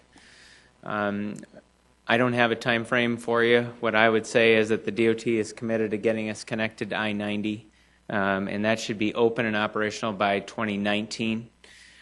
We've asked them to keep it a priority to continue to buy right away from essentially Highway 11 all the way over to the T exit. So when we're done getting connected to I-90, we can start to build that south segment in segments.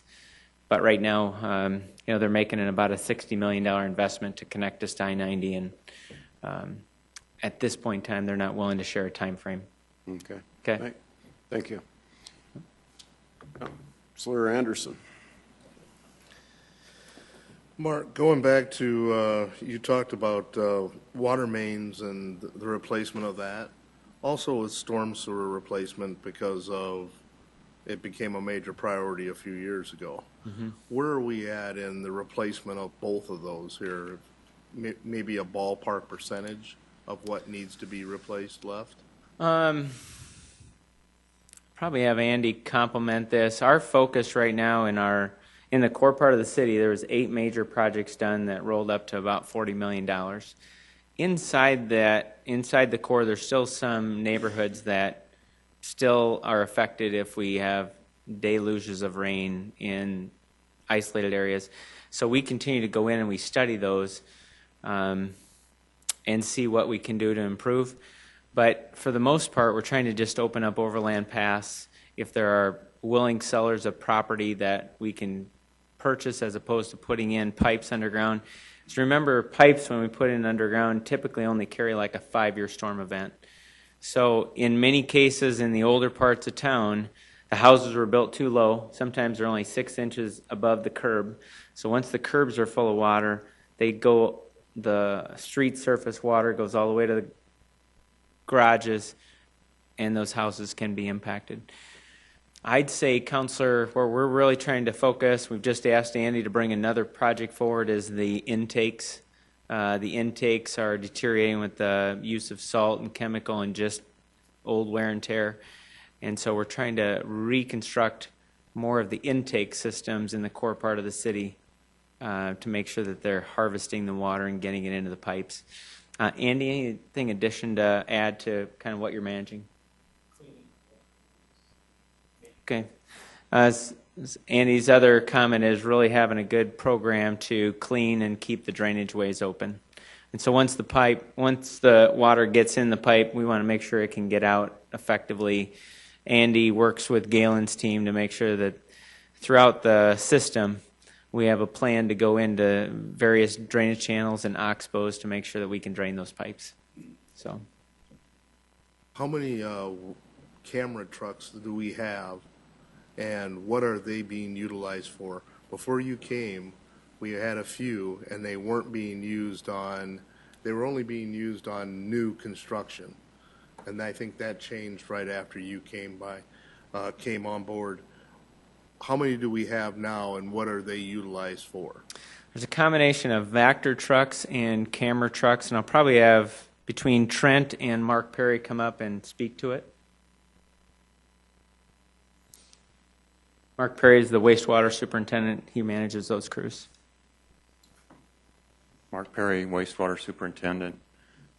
With the TV vans that we have right now, we have a couple in service, and right now we have one that we're putting together to bid a package on and have one that we can get into easement areas better. So we have one for sanitary sewer and one for storm sewer.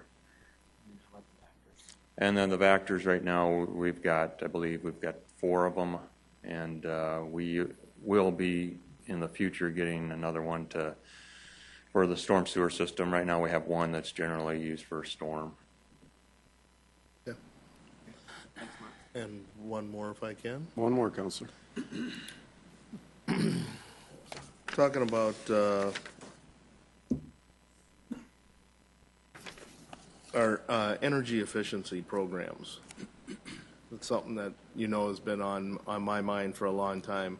We have a sustainability department.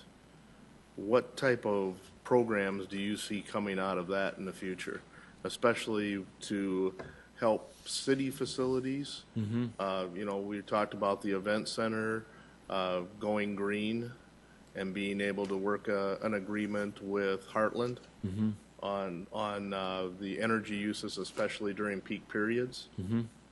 What type of programs do you see coming out of this department in the future to help other facilities like the Pavilion or some of our other city facilities that have the same issues? Okay. Well, just first of its kind, and you've been involved with some of these discussions, is that often we'll hear from customers that Minnesota has a number of programs to help residential units and commercial entities to try to reduce their load. We did budget dollars this year to work with Excel and Mid-American to form a partnership to start to offer residential energy audits. And that work is just getting rolled up. We were about ready to go live with it with a couple of downtown events coming up, but we're kind of reassessing where we put those dollars. But that partnership is being formed. I think from a long standing that Excel has always done like the commercial lighting retrofits. The city is submitted for a lot of that type of work, and we've done a lot of work at like the water plant, wastewater plant, some of these facilities that are on 24 hours a day. Things like the wastewater plant, the digester covers, those kinds of projects allow us to just generate more gas, harvest more gas, and generate more electricity. But we can kind of look within our department. A lot of the teams are doing something in regards to the energy efficient, and we can roll that up and share it with you. Okay? Yep. Thank you. Counselor Jameson.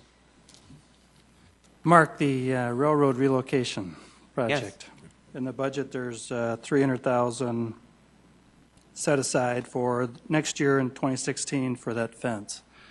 Could you help us understand the process of building the fence or planning for it in a way that we certainly don't know what we're going to be paying for it, or even if it'll go through, let alone the cost of removing the tracks and mitigating the soil? It just seems a little out of order. Could you just explain that? We go a long ways from planning a dollar amount to actually hiring a contractor to do work. BNSF has been a willing partner with us on this project for the last 20 years. Obviously, we're through the environmental assessment stage, so we know what would get built to replace that yard. Now we're in the appraisal stage, and that process will go on yet for some time. It's very detailed, very lengthy, technical. But looking forward, as we've said, is that we'd like to complete this transaction in 2014. And so then there becomes a time where, per the original MOU, that Burlington Northern would be able to operate for up to 2 years on that yard as they start to build the replacement infrastructure. But we also want to make sure that we're in a position as a city for some of those costs that we've been told by the Federal Highway Division that are not going to be utilized by the earmark. And I think, just one of the things I think we always have to remember is that it's very rare for us to ever get any federal dollars without any local match. This was brought forward, it's usually 80-20. This was brought forward with no local match. And so I would always tell us that there's going to be costs that are not going to be allowed to be expended by federal highway funds. And the fence is one. If we have to do any cleanup, that'd be a second. That's what we've been told. And so there are different types of developments, and we've talked too that soil is not very hot, if you will. It's it's general petroleum contaminations. On the north end, rock is 2 feet below the soil, so there's not much soil there to even address. And then down by the viaduct, south by the viaducts, the soil lens is about 12 to 14 feet thick. And so in the scope of it, there's not a lot of soil to remove. But we wanted to put in a responsible number that started to say the 2 lines are still going to exist. The 2 railroad lines are still going to exist. We have to recognize that that's really an industrial activity. And then we're going to promote, if we can complete this transaction, to have mixed-use development right next to it. And we just feel like it's responsible. We feel like it's, from a safety standpoint, to put that fence in. And so that's why we put dollars in the capital plan. Our first goal now is we have to complete the appraisal, then we have to complete the negotiation and transaction. And then there'll be basically a 2-year window where they're able to operate on that yard while they build the other infrastructure. But it would at least allow for design activities to begin, preparatory planning, and moving it forward. And I think, too, we have to recognize that this will be the second yard that the City of Sioux Falls is removed from its downtown. And so we've seen the first one was all done with local dollars, and then this one is fortunate to be done with essentially federal dollars. Councilor Staggers? Mark, I think most of us on the City Council received a number of phone calls, and it's about the boulevards. Are we going to be, can you maybe clarify right now, what are we going to do with the boulevards? Are we going to kind of stop the process that we've been working on, or are we going to continue on? And if we are continuing on, can you tell us when we're going to be dealing with this on the council? I've shared with my team, and Mike Cooper's also visited with his team, that it was essentially started the discussions. But quite frankly, right now we've got so many other higher priorities, and so what we've said is we're going to stop the discussion for change, and we're only going to focus on safety issues. And we had a driveway safety concern that came in last week, and so we addressed it. We sent out a letter to that respective property owner. We may have intersection safety issues that come up that we're going to want to address. And so our focus right now is just on a safety perspective, not on change. Okay, thank you very much. You're welcome. Councilor Elfing? Yes, I've got a couple others I wanted to talk, Mark. First thing on the enterprise funds, reserve accounts. Yes. You did mention those. I didn't see them in here. There are adequate reserves in all of the funds? Everyone has hit their reserve target. Okay, good. Yep. And then lastly, on page 37 of the capital improvement, is this capital or is this? Yeah. Not capital, but operating. You have a GPS unit, a mobile GPS unit for $18,000 in one of them. Is that what it's going to cost, or where is that going to go? Is that a major thing or what? It's on page 37 if you want to. I'm looking. My eyes are not as good. So are you on the lower portion? GPS units mobile? Yep. 18,000. Chad, you want to speak to that?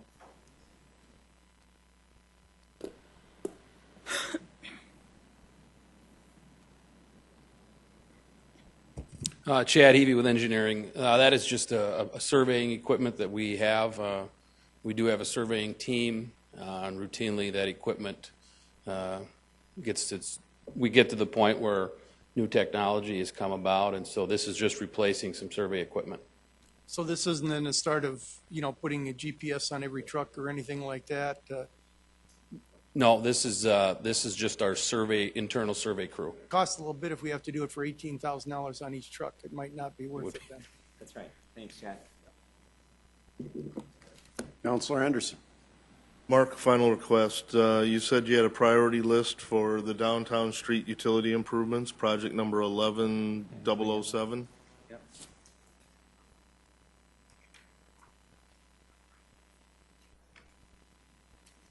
I just have a request. Could you provide that to the council?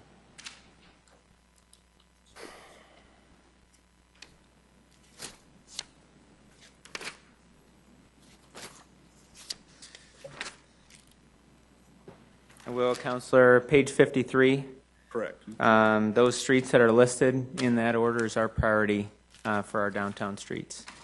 Over that, is that just for next year or No, that's over the 5-year program. the entire program? Yep. One of the things that we've also done is that, if you drive throughout downtown, we've got probably 15 different planter styles. So just not to just focus on the streets, but there's probably 15 different planter styles, from old culvert cutoff pipes to some very nice, elaborate planters. Some were designed by very good engineers that had no idea about horticulture, and so it's affected the life of those trees. And so we've since done a downtown assessment and looked at everything from 14th Street to the south, 5th Street to the north, Minnesota Avenue, I think, and then over to Weber. And we looked at everything from streetlight shafts that need paint or replacement, banner flags that need to be replaced, parking meters, and probably the most notable that we have is sidewalks and these railings that are around some of the planter areas and the planters. And then did a big assessment and then started to prioritize over the next 5 years where we should put dollars to make it a more walkable downtown. Because you walk by a number of these planters and there's either no tree in them or there's a dead tree in them. And so we had a landscape architect team develop standards for what, whether a private entity puts a planter in downtown or if a city team or a consultant puts one in. And so you're going to start to see investments of, this year we're going to start to repaint a lot of those metal railings around the trees. There's probably about 50 of those that are going to come to the market here very soon and get a bid on. But we're going to start to invest about $250 up to $400,000 just to make our downtown more walkable. Sometimes taking 3 old planters out that may not have a tree in them and developing one large planter that can support a tree and also, thrive. And so we'll try to bring more of those details forward as those projects get rolled up. But we want you to know we're not just focused on the streets, we're also focused on the bike lanes and the pedestrian walkways and these planters. Okay? Thank you. You're welcome. On behalf of Public Works, thank you very much, and if there's any follow-up questions, please send them to us. Thank you very much, Mark. Public Works does consume a large part of our budget and a large part of our personnel, too. Big part of what we do, so thank you. Council, any objection to taking a 10-minute break before we start the second half? Okay, we're going to take a 10-minute recess. It's 4:45. We'll be back here at 4:55.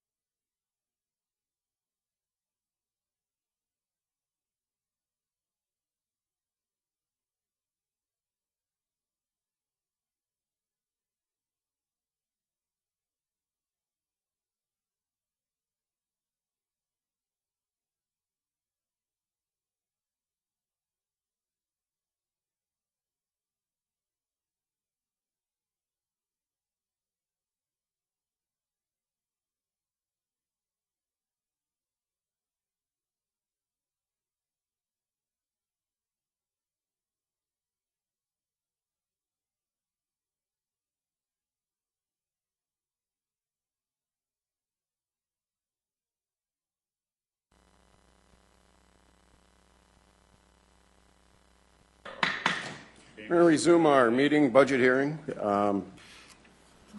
Community development, is Darren Smith going to lead this off? Who's going to? I think he is, yes. Welcome, Director Smith. Good afternoon. Yes, Darren Smith, Director of Community Development. As has been our practice the last couple years, I'm actually going to ask each of our division managers to present their division budget, and we are very mindful of the fact that we're the last presentation of the day. I think we're the last presentation of the entire budget process. I know you're hungry and tired and all those things, so we're going to get through this in a quick way, but also answer your questions and have a good dialogue. So with that, I'm going to ask Les Kinstead, who's our affordable housing manager. Be nice to Les. He's been with us for less than a year, so this is his first opportunity to engage you folks directly. But he's well prepared and been a big part of the team for the last 10 or 11 months. So, Les? Thanks, sir. Welcome, Mr. Kinstead. Thank you, Mr. Karski. I appreciate it. As he said, my name is Les Kinstead. I'm the manager of affordable housing. I've had a chance to get to know a number of you over the years in different roles and in different places, but some of you I haven't, so good late afternoon. And I too will try to keep this thing to a thorough presentation, but a minimum. Okay, if you look at the slides that we have before us here today, you folks are perfectly capable of reading.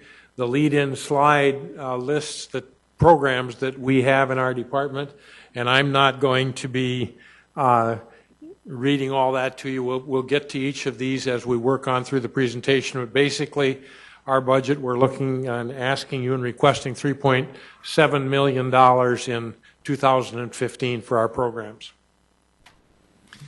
When you take a look at that money and how it is divvied up and spent through different areas and where it comes from, we're very proud of the fact, and I think you should be proud of the fact, that you have put in 40% of our budget in general funds. That is a great commitment on the part of a local entity of government. We're very proud of that. It's allowed us to do some things that we think can make a real difference in our community. If you take a look, a lot of the budgets and programs that I've seen in other agencies like ours are higher when it comes to federal money because they don't have the local money that they do, but we're about 1/3 federal money, and that's predominantly the Community Development Block Grant and the home funds. They come from the Department of Housing and Urban Development. 16% program income. We're also very proud of my predecessors' excellent job of placing investments out in the community that pay money back. We don't give money away. We loan money. We put money out, and money comes back into us each year. So 16% of our operating budget is actually income that comes from the investments that have been made in the community over the years. And then the last major source of funds, in the 1990s, there was a program called UDAG, Urban Development Action Grant. When that program went away, the funds reverted back to our department, and it's a revolving fund that we've used for the neighborhood revitalization program. When you take a look at the total budget, the $3.7 million that I talked about, we're $700,000 personnel expenses. All the balance of the funds that we have are funds that are used to go out for programs for providing affordable housing, making community improvements. So we operate at a fairly tight percentage of personnel to actual dollars is the basic point that we wanted to make with you there. This shows the changes that happened in our program between last year and this year.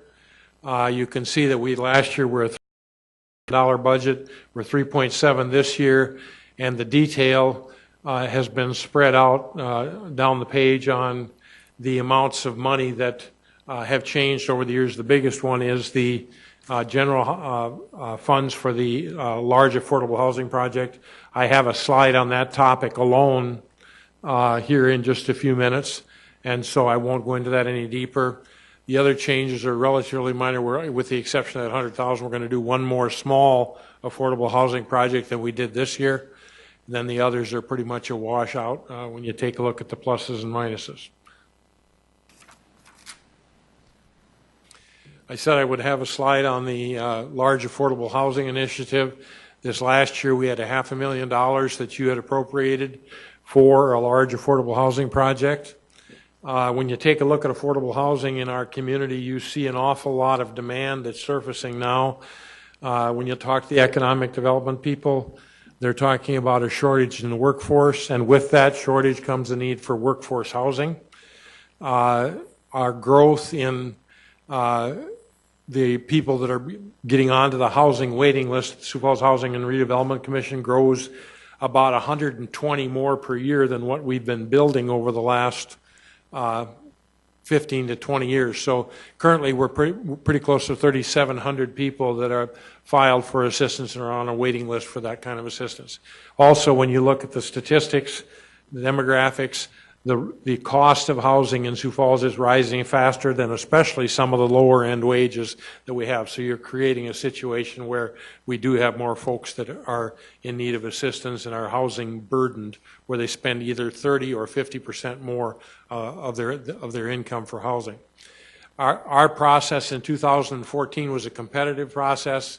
We put out an RFP and received. We received 7 major proposals for that funding that you appropriated last year. We looked through it for a whole series of reasons, funded a 56-unit project at $350,000. It's Westwood Apartments out on the T. Ellis Road.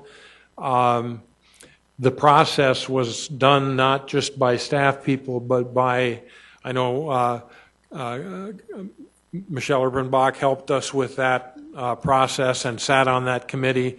We had members of our Affordable Housing Advisory Board. We had citizen members, and then myself and one other staff member, and Darren, were also members of that committee. So it was a competitive process, and we wound up, like I said, funding those. In 2015, we're asking to increase that fund to $750,000.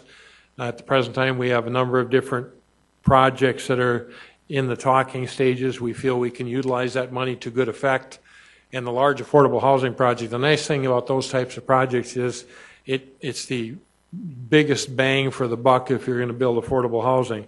It's not that much more work to build 48 units than it is to build 24. So as you can see there, we can get more houses with a whole lot less and turn them around quicker. So it's a better bang for the buck. And then the last thing that I wanted to make on this slide, these are long-term loans. They are not grants. Many towns do grants for these types of things. We do loans. This one, for example, will be paid back to the city over a 30-year period of time. And so we've done that. That's why we have that program income that we've mentioned before. Another goal, increasing the supply of affordable housing. Traditionally, what we have done, as you see in the picture, we have a small single-family affordable house for income-qualified people. We did 3 in 2012, 5. We're targeting 49 in when you take the projects that were approved in 2014. That's largely a product of building bigger units than just 1 or 2 at a time. It becomes a more efficient, quicker way to deliver the product and like we said, more bang for the buck. Looking ahead, we think we can do more of that. We have more of these kinds of projects waiting in the wings, and so we're hoping to do that, and that's one of the reasons why we've asked for the dollars we did. First-time home buyers, we're actually seeing a little bit of a decline in demand for that. We will be planning on scaling that program down and targeting that program a great deal more. We've experimented with it in a broad context all over the city. We've experimented in neighborhoods, but what we're oftentimes finding when you see people come in for first-time homebuyer assistance, it's not at all uncommon to get a call and say, well, I'm going to be closing in 10 days or 2 weeks on this particular home. We've picked out a house, we got the contract done, we got all the down payment put together, but I hear you have $5,000 that you could help us with this house. And the real intent wasn't that type of buyer. It was the kind of buyer who says, I want to buy a home and I want to buy it in one of the neighborhoods, but I don't have the money to do it. I need the help. So we're going to be trying to target that down and get that a little bit more scoped in on a specific type of buyer in the specific neighborhoods. stabilizing the supply of quality housing. Mike Cooper gave me a statistic the other day, and he said when you take a look at 60% of the housing stock in our city is 60 years old or older, and that it's a 60% dynamic, I guess, but he said 60% of the people by the census data who live in those older homes that are naturally going to be in need of repair are folks that are considered to be stressed in terms of the income that they have to devote to housing and housing repairs. They're 30 to 50% of their income goes for housing. So you can start to see, when you take a look at these pictures, you can start to see the net result, especially when you go in the core of the city. So we have a single family owner-occupied home rehab program. If you look back over the 10 years, there are hundreds of homes that have been helped and assisted with insulation, windows, shingles, new doors, energy efficiency projects. So we do that. We also received a $500,000 line of credit from the South Dakota Housing Development Authority, and that fund has now been distributed out in loans. All that $500,000 is out there. It's coming back to us. There's a 5-year amortization on those loans, so they're quick amortization. They'll be coming back to us, and what we'll start now in the next year is 18 homes. We think we probably can do that and probably a little bit more in terms of more loans to rehab rental properties. The bottom one that you see there was one of the biggest eyesores we have. It's located at 11th and Spring. Drive by it now and take a look at it. It makes a big difference. We do a lot of things that increase energy or reduce energy consumption. You see a typical old furnace. First house we owned in Sioux Falls had an octopus furnace like that. They're not efficient, as you know. There are a lot of the older homes that you see in town have that. And so we have people who are income qualified people who cannot replace those furnaces. We do that. The energy efficiency savings are tremendous. I have one example that I'll quickly cite for you and try to keep this thing moving. We have one particular client that the guys gave to me today. In December of the year before she replaced the furnace, and we helped her with that, her heating bill for the month of December was $175. The following year in December, her heating bill was $75. So you see the kinds of changes and efficiencies that can be achieved by doing that. To even further contrast it, January, $226 the year before, the year after $119. And those sound like relatively small amounts of money to those of us that maybe have a little bit of a different income level than those folks. But that's a lot of money when you're on a fixed budget and retired, things of that nature. So we're pretty happy with that. Starting to see a little bit of a decline in the demand for that as well. We also do things with families that are homeless. We have the Bright Futures program. We have the Heartland House program. Basically, what we're doing, and the way my boss puts it, is you don't give someone fish, you teach them how to fish. And the essence of what that intense case management about is taking people who are either homeless or darn near homeless, in strong danger of being homeless, and you teach them how to fish. You teach them what it means to balance a budget. You teach them what it means to reconcile a checkbook. You teach them what it means to get up and go to work in the morning, be reliable, things like that. Basic things that some people just weren't taught and weren't brought up with. And so that's one aspect of it. Intense case management. We'll be increasing that program by 50% this year. Then we also provide, while these people are in their initial stages of getting back on their feet, we provide them with security deposit assistance, and we offset their rent. As they start getting back up on their feet, they pay the rent, and a great many wonderful stories that sometime when we have more time we'll talk about. That's, I believe, was my last slide, so I'm trying here to make sure that I stay on track. The other thing that we do is the elimination of blighted properties. If you take a look at these two slides, the little home on the bottom was over on the west side, south of West 12th Street, down in that lower area down there. And that's been replaced now with a nice new single-family affordable 2-bedroom home that is now occupied by people. The larger building that you see is at 5th and Highland. It's the Wesleyan Methodist Church project. It's called the Highland 5. We're building 5 rental units there for people who are members of the church. And it's an example of how we take some of these older properties and remove them and replace them with something better. So those are the slides that I have, I believe, to go with you. And at this point, I'll just turn it back to Darren and to Brent O'Neill. Do we want to have questions on each segment individually? Yeah, I was just going to ask you what you would prefer. What you would prefer, yeah. Is that okay? I guess I have a few questions, if you don't mind. I'd like to. Sure. Going from affordable housing to parking, it's kind of hard to jump back and forth, so I'd like to take them one at a time, if you don't mind. Today we attended a ribbon cutting for affordable housing solutions, and your job involves so much coordination between Sioux Empire Housing Partnership, Affordable Housing Solutions, what you do. Now, when I look at our budget, I'm just kind of talking overall our philosophy as a city, I guess. I mean, I know when it comes to firemen, policemen, streets, and libraries, it's pretty easy to determine what we need. How do we determine what goes into this budget? What really, I mean, where's that philosophy come from? What's driving that? Maybe Les or Darren, if you could help me out to understand that. Sure. Well, what I would start with is the Affordable Housing Division is, I think, very much a unique animal compared to a lot of the other areas in city government. I felt that when I was on that side of things, as city council member. I guess I learned that through these processes. And now that I'm on this side in this position, I believe it even more than ever. A lot of what we do is really driven by demand.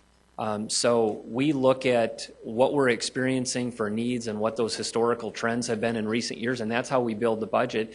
The challenge is we start with the budgeting process on this side, as you folks know, in January, February, and March, and we're trying to project what we think those demands and needs in the community will be for not only the next year, but in some cases as much as 18 to 20 months ahead when you go through the end of the upcoming budget year. But it's based on the demand that is coming in the door. If we budget a certain amount of money for whether it be home buyers assistance or furnace replacement or single family rehabilitation or whatever those programs are, at the end of the day, we don't force that situation. It's still very much predicated on who walks in the door and makes application. Much of what we do is done through the application process. And really the way it works, we do our best to forecast and budget, but when we're out of dollars in a certain program area, generally what I've seen over the last 4 years in this position is if one area, the demand is a little higher than we anticipated and we're going to exceed what we had budgeted, very likely in another area the demand is less. And so again, we don't stay stuck to that. We evolve and adapt and adjust based on the demand in the community. So we'll take dollars from a program with less demand and move it over here. So that's really the best answer I can give you. The additional challenge with that is, of course, the federal funding. You know, you saw the percentage. You know, a third of the budget is a pretty decent amount of the budget, and we don't have any idea usually until May or June of that year. We don't know until May or June of that year what we're getting that year, let alone the coming year. So it's total conjecture on our part.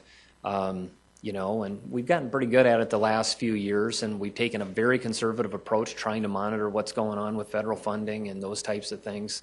And it's been pretty stable in fairness to the federal government. The last couple of years has been pretty stable with CDBG and home, which means it hasn't gone down. It hasn't gone up much either. So we do lose a little ground each year. It doesn't go up because the cost of everything goes up. We're definitely seeing that with building supplies and labor. And that's what I'm looking at. Your budget has gone up. I mean, our general fund contribution has gone from $500,000 to almost $1.5 million. That's right. In the last 4 years, and the federal portion of it is pretty much staying there. Yep. And that's it's a great program that we have, and it's a great work that we're doing with these programs. But we'll probably never have enough. Yeah, I think that's fair to say. You know, a philosophy we adopted a few years back was you can kind of see the writing on the wall with federal funding for a lot of different things, including affordable housing and the CDBG program in particular. And we felt like, you know what, the needs are growing. We're not really keeping up with them according to that 2010 housing study that we had and we were a part of. And if we want to be part of this, we probably need to be more of the solution at the local level if we want to catch up. We really can't rely on the federal government as much as maybe we could at one time. And we've certainly seen that. And I'd take it even one step further, and I hope this helps, but when I started in 2010, the general fund level of support was actually closer to about $350,000. So it had gone up 2.5 times. Thanks to the city council and the mayor, it's gone up 2.5 times through this year, and next year, of course, is a significant request. Councilor Staggers? Yes. Darren, can you say something about a program we've had in the past, and I'm not familiar with how we're doing it today, but in the past, sometimes what would happen is we might buy a home, Yep. a real disaster at $25,000. So we tear it down. So we Yep. pay money to tear it down. And then we build a house for $150,000, where that property used to be, and then we sell it for $125,000. Are we still doing that? Well, that's not entirely accurate in terms of how we do that. But I know we've had this conversation a number of times. What we try to do, that slide you saw on blight removal. So we are out there working with our partners like Affordable Housing Solutions, our own folks internally, Kevin Smith with code enforcement.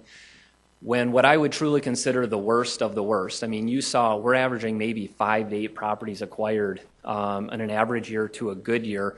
When you compare that to the entire housing stock and what we have out there, it's a pretty small number. But we will acquire a property, a blighted, sometimes condemned or foreclosed property, sometimes anywhere from, say, $15,000 to $40,000. Generally what we do is we use, the vast majority of that are federal dollars. Please understand we are given those federal dollars for that specific purpose, and we use a small amount of general fund dollars. Now, that is an investment in the property. We wipe the site, bulldoze what's there, prepare it for redevelopment. We have a private local contractor, a local business, small local business owner who bids competitively. They're awarded a bid. They build a home. We try to keep it in that $115,000 range, and that's the average. We try to sell it. We have sold them on average from $115,000 to $119,000. We generally build them for about $115,000. We list them at $119,000. And again, we usually sell them between $115,000 and $119,000. The home itself is break even. The investment is in the blighted property that was removed and redeveloped. And if I could, the last thing I would say is, we've run the numbers just purely on the financial investment. We recover the local general fund dollars on average in 12 years. The federal and local combined does take longer. It could be 20-some years, but we get that money back in the increased property taxes. And I think it was last year I read a long list at just one property of all the code enforcement calls, the health department calls. You can't put a price tag on what it does to a neighborhood. We're doing a little less of that because we feel there's still bigger bang for the buck in the multifamily projects, and that's why we're doing the large projects. But it's still a program that is needed because some of the lots we acquire in older neighborhoods are only 40 to 45 feet wide. You can't put a multifamily structure on a lot that narrow, and you don't want to leave it empty either. So you're saying that right now the policy of the city is not to lose money on those kind of projects. Is that correct? We do not lose money on the structure. That's right. That's correct. I mean, when we talk about buying the house, the old house, tearing it down, building a new one, so forth and so forth. Okay. Yeah. All right. Thank you. Any other? Councilor Anderson? Not so much a question, just a statement on what we've been discussing here. I think all of us can drive around the older neighborhoods in the city, and they can see what's happening with our older neighborhoods. Darren's group here is tied with the responsibilities of investing back into those neighborhoods. If we don't invest back into those neighborhoods, we will lose those neighborhoods. And even though Darren and I have had many discussions over the years about economic development, the housing replacement program, and other things within community development. We don't always agree, but I do understand the investment that we're making. I will say that I was hoping to see a little larger increase than just up to the 750,000, because the need is out there. And as you look at some of our other neighborhoods, you know, we always talk about the oldest neighborhoods, the Pettigrew, the Whittier, the Cathedral. But as you start to look around, anything north of 26th Street and some of the older projects in Councilman Jameson's areas, once those houses get, I look at it, past 30 years old, you need to start replacing and updating. And these programs are helping those people. Right now it's in the older neighborhoods, but it is going to have to expand as this city grows and the core of the city gets older. So I really hope that anyone interested takes a very hard look at these programs, and I really ask for your support in these programs because they are needed. Councilor Jameson.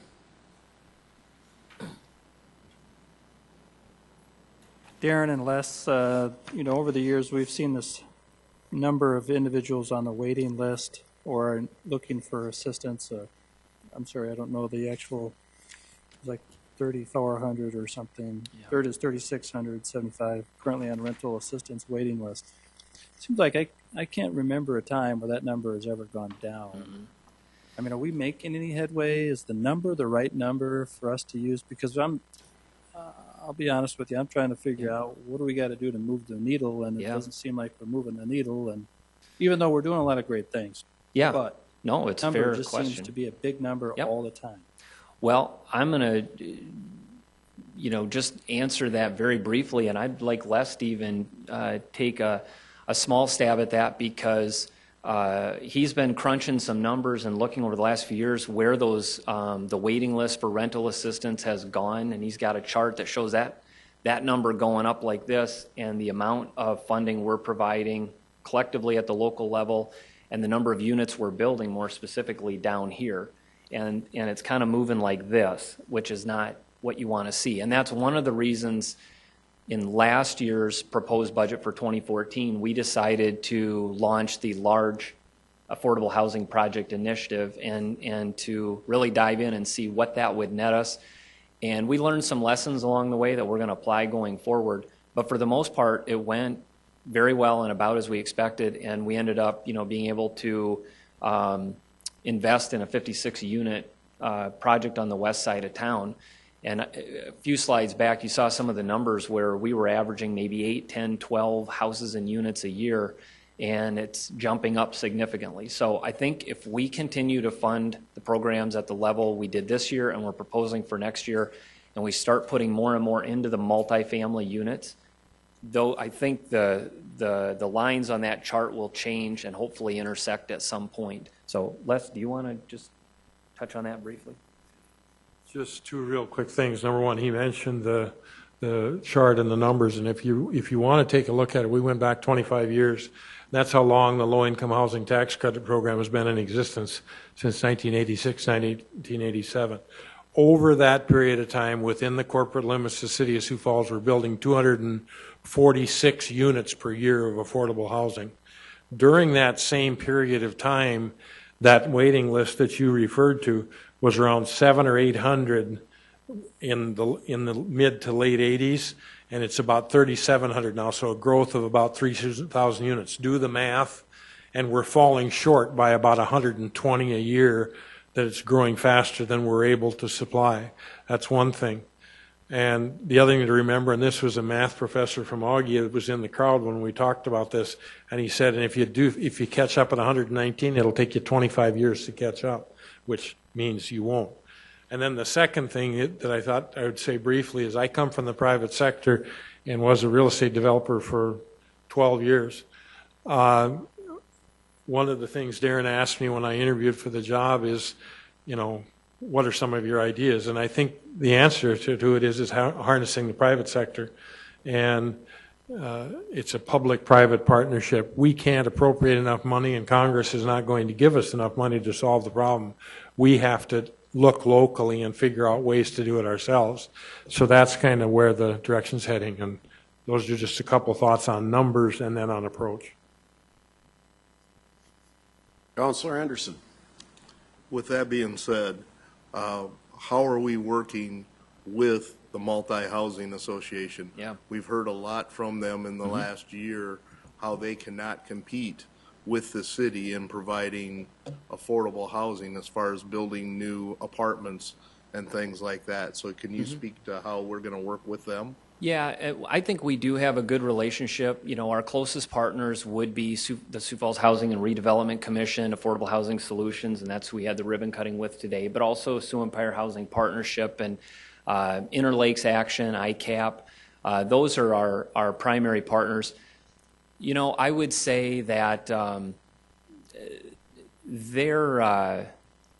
think they have a greater concern more often with the process at the state level with the tax credit housing, the 4% and the 9% programs, more so than they do with us. A big part of what we do is rental assistance and case management, which actually helps them. The other thing I would use as an example, one thing that's worked very well for us, is the rental property rehabilitation program. That was something we did not have. We reached out to them and said, come down, sit across the table from us, help us write the rules. Because it does us no good to put a program in place that then can't be used because it's, you know, so bureaucratic or there's too many rules or they're too strict. So they helped us write the rules, and it's just worked extremely well. I think they're very happy with it. The line of credit from the state is maxed out. The state provides those dollars to us at 0%. We loan them out to the private rental property owners at 3%. To help generate some program income, help cover a loss if there is one along the way. So I think we have a good relationship. I think there's always going to be a bit of a rub anytime there's something that they perceive as a subsidy. But a lot of times when we end some of those conversations, we'll usually say to them, hey, you show us an area that you'll take care of, we'll stop. We'll drop it. We'll put resources in other areas. But there are some things that just are not taking place. One would be, you know, we go back and look.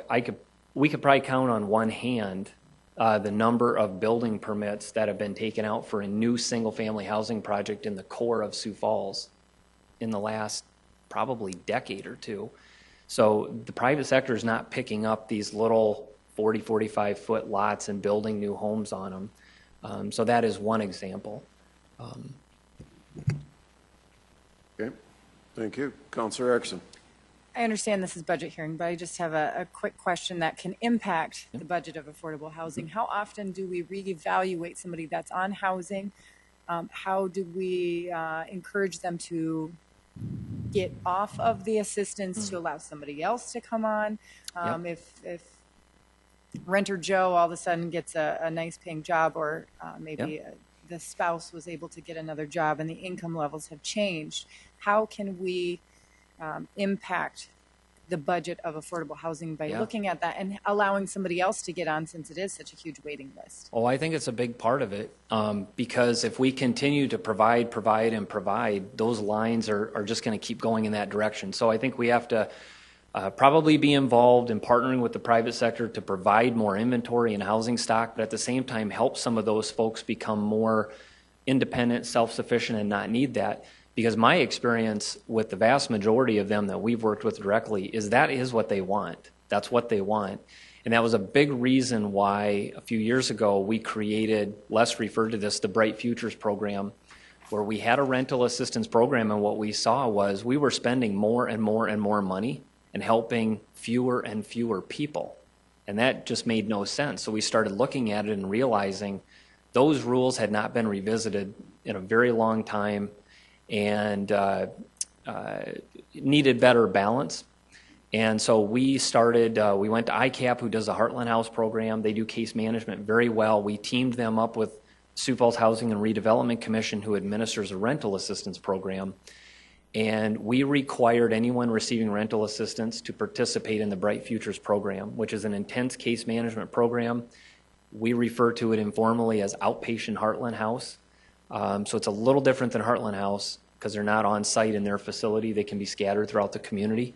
but it's all those things Les talked about, you know, why your credit score is important, why it's important to be employed, why it's important for kids to go to school, balance the checkbook, you know, monitoring your debt, all those things. And I've shared some of those letters, success stories, with the council. And this is a good reminder to continue doing that. I mean, the stories are wonderful. They can stay on the program for up to 2 years. We haven't had one yet that stayed anywhere near the maximum time. They're leaving after 6, 9, 12 months. They're graduating. And the letters are, they're really incredible to read. Councilor Urbanbach. We're running into an area, and I realize, again, this is a budget hearing and this is outside the budget, but we're running into an area that I run into all the time in terms of the core neighborhoods. We talk about those folks who are on rental assistance, and we talk about that 3,500 names that are on that waiting list. Yeah. That is not a city waiting list, and they are not waiting for city money. That's right. Yes. Waiting for a voucher from the federal government to help them pay their rent. That's right. Somewhere. Yep. Totally different project. And so what I run into in the core areas, and Darren and I have had this conversation, is that people think that because it's owned by Sioux Falls Housing, Sioux Falls Housing Redevelopment Commission, something like that. Yep. It says Sioux Falls. It must be owned by the city, right? Yep. It must be Darren that's owning that house and running it, right? Yeah. No, it's not. No, that's right. And so certainly the city helps fund some of these projects, and we help with the case management, we help with the rental assist, you know, the rehab, all of those kinds of things. But I think it's just really important for us to understand we do not run that housing voucher program. No, thank you for saying that, and I wanted to make note of that when Councilor Jameson, I was going to make sure I clarified, and then I didn't know if it was important to or not. I don't want to get too into the weeds, but that is right. Sioux Falls Housing and Redevelopment Commission has the rental assistance program that we fund in part, along with lots of other federal funds that they get for that program. But it is their waiting list. It's a variety of ages and needs and disabilities, and it is a large pool of people.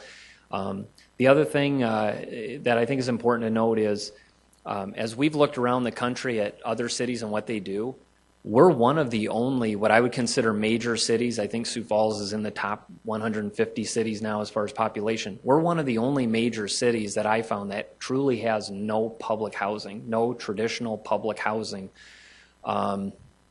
You've heard them referred to in the past as projects and those types of things in other cities. You know, we have no true public housing that a lot of other cities, in some cases our size or much larger, have. We don't have that. We really do rely on the private sector. Councilor Urbanbach? And if I might just go just one step further, we were just having a side conversation. Well, you know, why is this in our budget? Well, it's really not. But to go back to what Councilor Anderson was talking about in terms of that large project loan fund, that really is one way that the city can impact that waiting list, is by helping to provide loans that will build housing that those folks can afford on their own without that federal voucher. That's right. So that's what our goal is, to help reduce that list that doesn't belong to us, but to help reduce that list by providing places that people can afford on their own. Yeah. So then I would say that Councilor Anderson, and I just emailed him a few minutes ago, we'd like to bump that number. I think that one of the things that I hear the most from people, I mean, I hear about boulevards and I hear about all those things, but what I hear most is about affordable housing, and how can the city be involved in that? Yep. And I think that is one way that we can do it, is to provide those loans that then become a sustainable source of funding for building affordable housing. They're privately owned, but also can be afforded on the incomes that the people in Sioux Falls make. So I would make that a challenge, something to think about in terms of our amendment process, that we should bump that number. Yeah, well, and I would say that I want you to understand that the 750, if the budget is approved as is, will absolutely commit to the 750. That'll be part of it. As we discussed before, I personally, and our staff has talked about this, we think we can do more than that in that budget. We just want to be very careful when we say we will do something that we know we absolutely can. If our budget's approved as is, we know we can commit to 750 in the program. Very confident in that. Our goal actually internally is to try and make as much as $1 million available for that program. Cool. Thanks. Councilor Jameson. You know, it's interesting, first to state that I agree with Michelle Erpenbach That's the first. Oh, my gosh. breaking Somebody it down. writing it down. Write it down. And I can tell by the interest in the council that even since I've been on here for 6 years or so, we've always felt like we've never moved the needle. Yeah. And I can sense that with our economy is the best it's ever been, nearly. Yep. And yet we're not moving the needle on the other side. I think we all feel like there's more we could and should do, and I would support Erpenbach's measure to make a bigger effort. Darren, I know you're doing it in less, but there's probably more here that I think this council is wanting to do. You should embrace it. This is your opportunity. Yeah, no, I understand. Councilor Staggers. Yeah, talking about not advancing the needle, for next year in 2015, affordable housing has a 9.6% increase. And there's also one part of that increase, which is 42.8%, or in other words, $267,700 for community outreach. Darren, can you tell us what that huge increase is all about? Les, can you explain, or Al, the community outreach in particular? I think we're going to let Al get, that's a kind of a, takes it into the weeds answer, Councilman Staggers. And the biggest reason where we can see it is the third, Al, go ahead. I think it's the rental assistance and case management. Within the 267. Oh, that's part of that? That's part of it. So If we go to that chart. Yeah. Yeah, I think that captures both the increase in rental assistance and case management, as well as the increase over last year with the affordable housing project. Is that right? Yeah. One more time.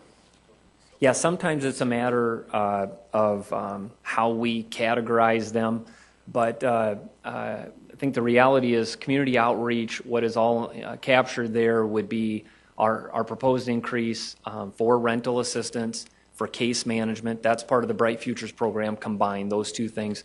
And then the third would be the increase in additional general fund dollars to do that large affordable housing competitive process. Last year it was in the budget. Well, we had anticipated $500,000 in the budget for that. This year we'd like to get to at least $750,000. So there's that increase as well. But then there's decreases in other areas as well, moving money around to meet demand. Yeah. Very well then. Thank you for everything you do. It's a big project and well worth the effort. So thank you. Okay. And Brent O'Neill with Economic Development is next. Welcome, Brent. Thank you. I'm Brent O'Neill. I'm manager of the Economic Development Division, and happy to be here to talk about our 2015 budget proposal.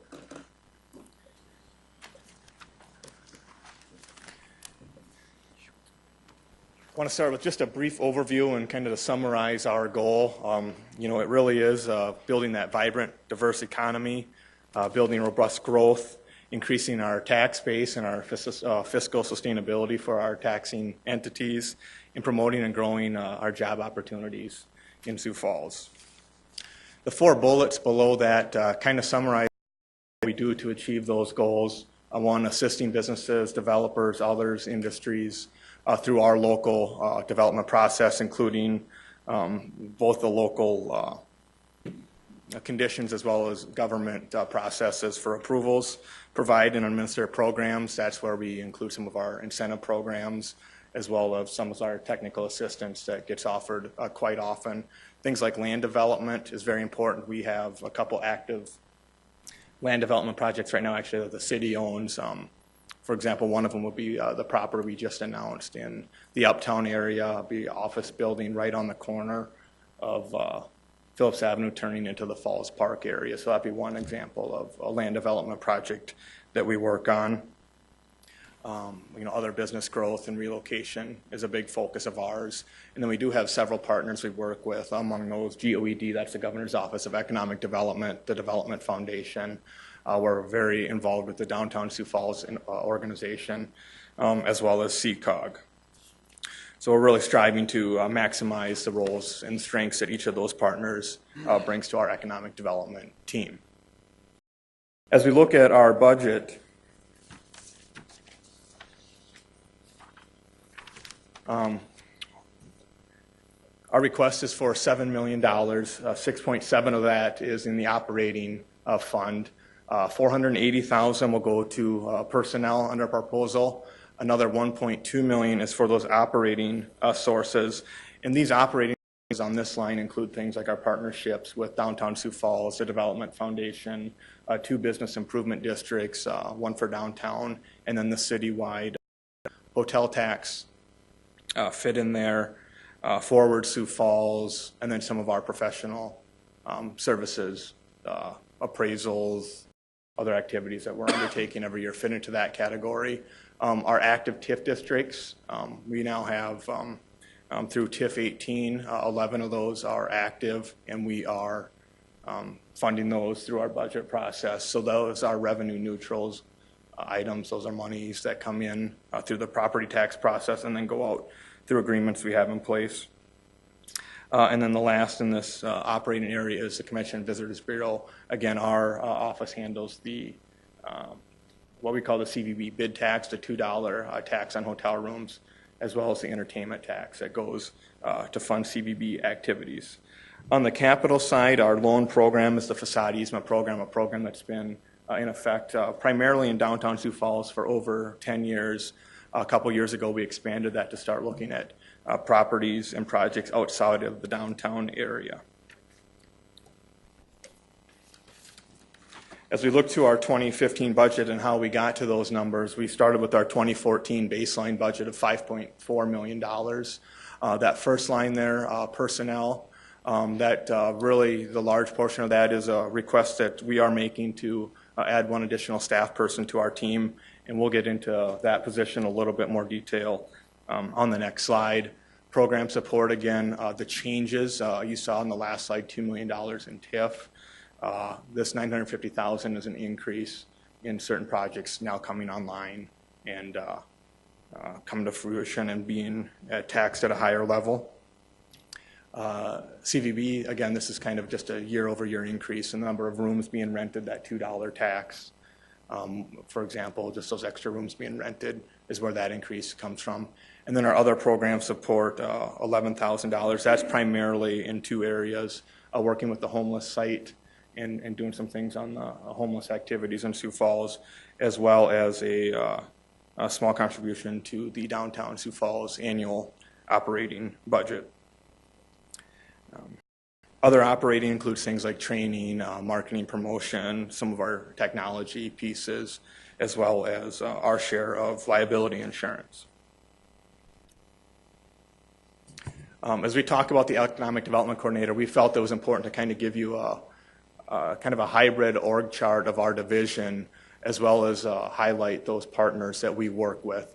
So if you see on the left, that is a fairly high level summary of what we do, and I think, and we felt it was important to have all 3 of our divisions on here. As we went through affordable housing already, it was pretty evident from Les's comments as well as some of the council's comments just how important affordable housing is on that workforce level, providing workforce housing and ensuring that as we're growing our economy, that our growth is balanced in terms of people having appropriate places to live and that sort of thing. Public parking manages the parking system. They're very active in downtown, and particularly in supporting our downtown growth. For example, DocuTap just opened a couple months ago, and parking was one of their big concerns and big items that they wanted to have addressed as they moved downtown. So being able to work through the parking system was one of the key aspects of that DocuTap move to downtown. And then as we look at the orange color, that kind of shows the economic development specific piece of our department, as well as the 7 primary partners we work with. The foundation, again, Downtown Sioux Falls, Southeast Council of Governments, our CVB, the Forward Sioux Falls campaign, the Governor's Office of Economic Development, as well as the Chamber. As we work with those, we have myself and 2 economic development coordinators. One of our coordinators is primarily involved with neighborhood type activities, redevelopment, working with Les's group, does do some of the traditional industrial and commercial development. And then our other coordinator is focused primarily on those industrial and commercial development activities. Those 5 bullet points below, Those 5 bullet points below are really things that we feel we can address, either new initiatives or things at a higher level by having that additional person on our staff. And we really haven't necessarily assigned these to that new person, but feel that our team as a whole will be able to lift these things to a higher level. Again, as the rail yard redevelopment moves closer and closer to the finish line, the redevelopment piece of that will intensify and be a higher priority of the city, and our department will be a major part of that. The Sports and Entertainment District in the northeast part of the community, working with the Development Foundation on their existing development parks, as well as finding new development areas for our industrial growth in the community. Workforce development is a very high priority. It's something that I believe most of you have mentioned at one time or another. The business community mentions it. We talk about it, I don't know if not daily, at least weekly. So that's something that we want to work with both our partners at the state and local level too, and contribute in any way we can to really maximize our workforce. Business retention and recruitment. We have been largely involved in recent years on the recruitment piece. I want to be more involved in business retention and expansion. Some of that might even involve more and more site visits with companies just to hear what their needs are, their concerns, so we can be proactive on some of the issues and opportunities that we have with our existing businesses. Additional business resources can be all-encompassing. This can include more and more technical things that we can bring to the table. It can also be an evaluation of our existing tools. And there's one program, for example, that we've talked about for at least 2 years now that we don't have in our toolbox. It's a federal program. It's commonly referred to as a Section 108 program, but allows us to leverage some of our CDBG funds on a 5-year multiplier to do things. And there's, I want to say 12 or 13 different ways we can use that money, from revolving loans to grants to micro enterprise programs, those sorts of things. And it's something we really want to explore. It is going to be staff intensive, primarily at a startup stage. So it's something that we really want to look at. I'll also point out we did not factor in, as we budgeted, any program income for that Section 108 program, but we do believe that that is something that in the long run, particularly if you do a revolving loan or a similar program, that you will have program income that also supports what we do there. And then lastly, continue our marketing promotion efforts, maybe take a more aggressive approach, more of a boots on the ground approach with that. We talk about that specifically in certain parts of town, the downtown area, the Sports Entertainment District, and others, to be more aggressive on promoting business and industrial growth. Wanting to move on to one of our other budget areas. This is, I'll go through this one very briefly. This is just kind of a snapshot reminder of those TIF districts that are out there. In 2015, TIF 14, TIF 17, and TIF 18 will have their first payments made. That's partly where the increase 2014 over 2015 comes from. As we talk about our indicators, we have a handful of indicators, but our primary indicator had been the number of businesses that our office has been involved with as they come to fruition in Sioux Falls. And we've had a couple great years, increasing our target by 10 projects in 2015. And that's largely due to, I think, what we can achieve and the help that that additional economic development coordinator will give us. In 2013, for example, or even into 2014, projects like DocuTap, projects like the Alcom trailer manufacturer, even the Costco, what we call the Costco apartments, they're technically called the Dakota Point apartments. Getting those projects off the ground have all been something that our office has played major contributing factor to. One additional indicator that, again, we've added because of what we hope is our new position is to focus on that business retention and recruitment. And so we want to have at least 24 visits in 2015 with existing businesses and talk about their current business climate, their conditions, things the city can be a partner on, things the city can do to support. And then we also have 24 visits with prospective companies as well. And those will be something that we work hand in hand with our partners on as well.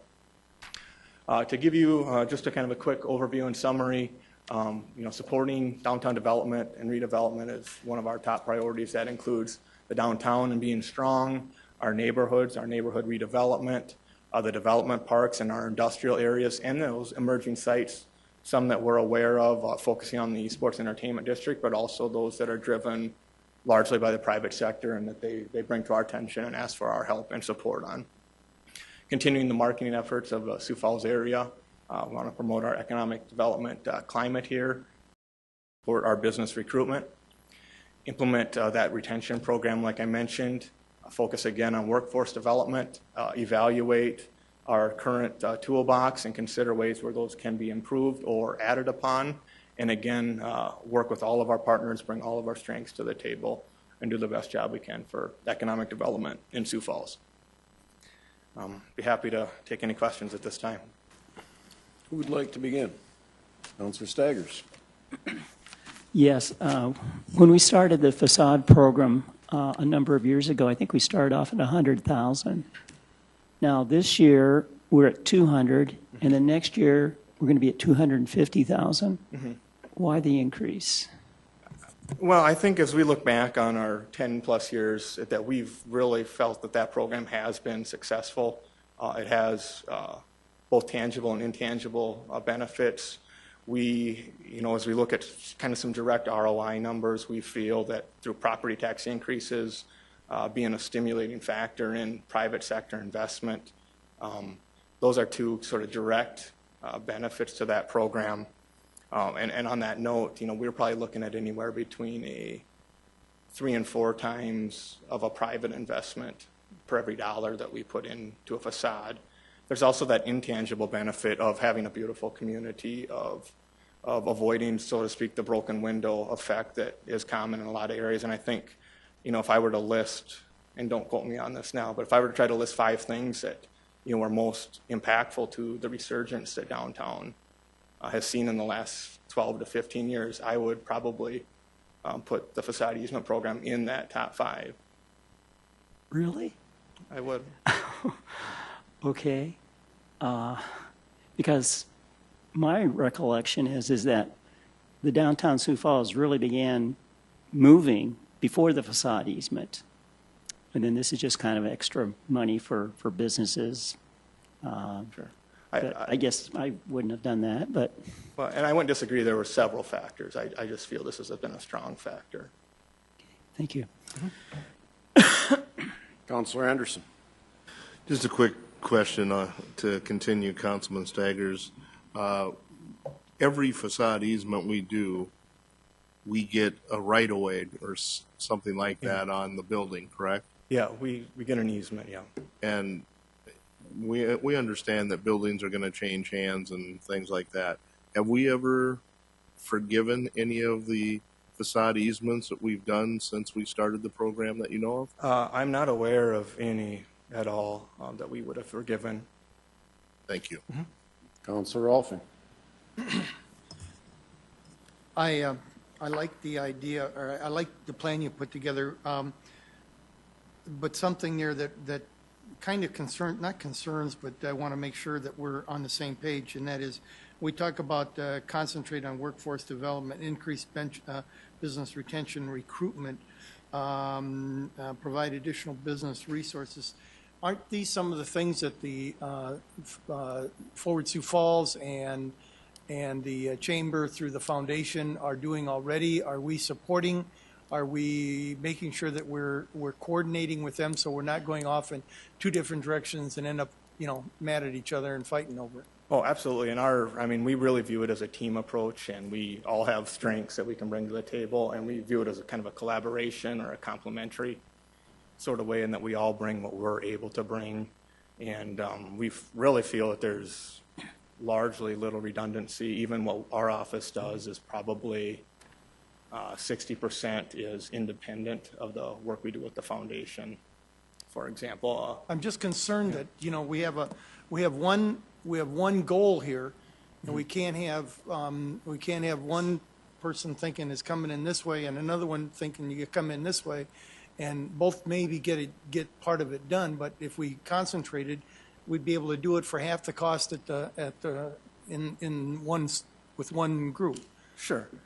Well, I will say that we, especially since 2010 when our division was created and Darren came in as director, that collaboration and that, efficiency between the city and those partners has been one of our top priorities, and trying to avoid duplication and redundancy where it exists, and to, utilize all of our strengths again to make sure. And I'll give you an example. I think why there is it's important to say that we aren't redundant is, the city really isn't in the business of owning industrial parks, but it is in the business, along with the state, of being one of the few entities that can actually incentivize a project. And you have to have those two entities coalesce, work together, and partner to make sure that we're able to bring to the table, the best packages, the best business environment that's possible. Okay, I just want to make sure I'm clear on why we're doing this, and we're not setting up our own chamber and other projects to work on them in a different angle. Oh, sure. Well, thank you. If I could, along the same line, with the new economic development coordinator, and one of the comments I heard, especially when CNA Surety came to town, was the ease and rapidness in which the permitting process and how well the city worked with getting things done for them. We have so few incentives we can give to businesses to relocate or to expand here in Sioux Falls. And when I see something like this, I guess I'm looking for assurance when we're adding a new person that we're not adding another level of bureaucracy. This person's going to be existing to make sure it happens, not to say, well, we can't do it that way. Sure. I think that's exactly it, that we often refer to that as these guys being able to play a concierge role, that they're really part of the solution. They're not adding to the bureaucracy. They're actually a business advocate or an industry advocate to help cut through some of the government processes, get through those permits faster. If there are discrepancies along the way, to be able to navigate those and kind of help negotiate, both on behalf of the business, but also being ingrained enough in the government to understand all those issues and help them through that. It's something we think's gone really well. And if we could maybe patent that and put it together. So I've heard complaints from people that when they want to have an event downtown, whether it be a parade or a big deal going on, whether it be German Fest or whatever, that the permitting process is a little intimidating, and with 10 or 15 different places they got to go through just to try to make an event occur. It's almost frightening, they said. So I don't know where that comes from or where that goes to. Councilor Anderson? To reply to that, I know that, and you've been a part of this, is that the council has been very much involved in trying to consolidate that process, and that's why we have a licensing clerk now that actually is supposed to coordinate all that. And speaking to that, that was a reason why I was saying also with that department, that person is by themselves in that department, and with an extreme heavy workload, and all we've seen fit to do so far, and that's the administration too, is to loan people from other departments to assist. So in speaking to that, that might be something that, Chair, that we might want to look into a little further with a committee or, just the full council to, see how we can improve that, because I think it is an area that can be improved. Okay. Councilor Erickson. Just one I don't know if it's a comment or a question, but if you have any insight on it. As we talk about concentrating on workforce development, my short time in Pierre, I certainly was an advocate for the Gear Center in developing that area. And I don't know if it looks like the city providing the infrastructure a little quicker, or how is I don't know if you can expand on how the department is moving forward with that particular project, or technical institutes, and what that looks like as far as maybe what you guys are thinking. Sure. Along the lines of workforce development. That's not a very good question, but I hope you No, understand what I'm saying. I understand. And there are probably a couple different comments I might want to give, and then maybe Darren does as well. But, right now the Technology Business Park is undergoing a master plan and really creating a nice vision for what that park can be and can do for our community. And it's very, very early in those stages, but it's pretty exciting what, those partnerships will be able to do in terms of providing education, providing collaboration between researchers and the business community and people that want to do things of that nature. And I think we've seen a lot of success out there as well. Partnering with other colleges will be just as important, including our technical colleges, even our universities like Augustana and USF. And then as we look at workforce, I think, we maybe have two broad items that we want to look at in Sioux Falls, both the skills and the training that tend to see in a lot of communities as far as higher unemployment numbers going, and making sure that our workforce has the proper skills and training for the jobs that are available. But in Sioux Falls, we also have the blessing, so to speak, of a low unemployment rate. And some of our workforce challenges can actually be related to employers finding employees from that relatively small workforce. So even finding ways to expand our workforce, again, whether that's through people moving to town or other means, that will be an additional focus of ours. All righty. Thank you very much. I think the last area we have is public parking, and Matt Nelson. And I think it's fair to say this is the most brief as far as the number of slides, so that's some good news. But dive right in. I hope so. Matt Nelson, Public Parking Facilities Manager.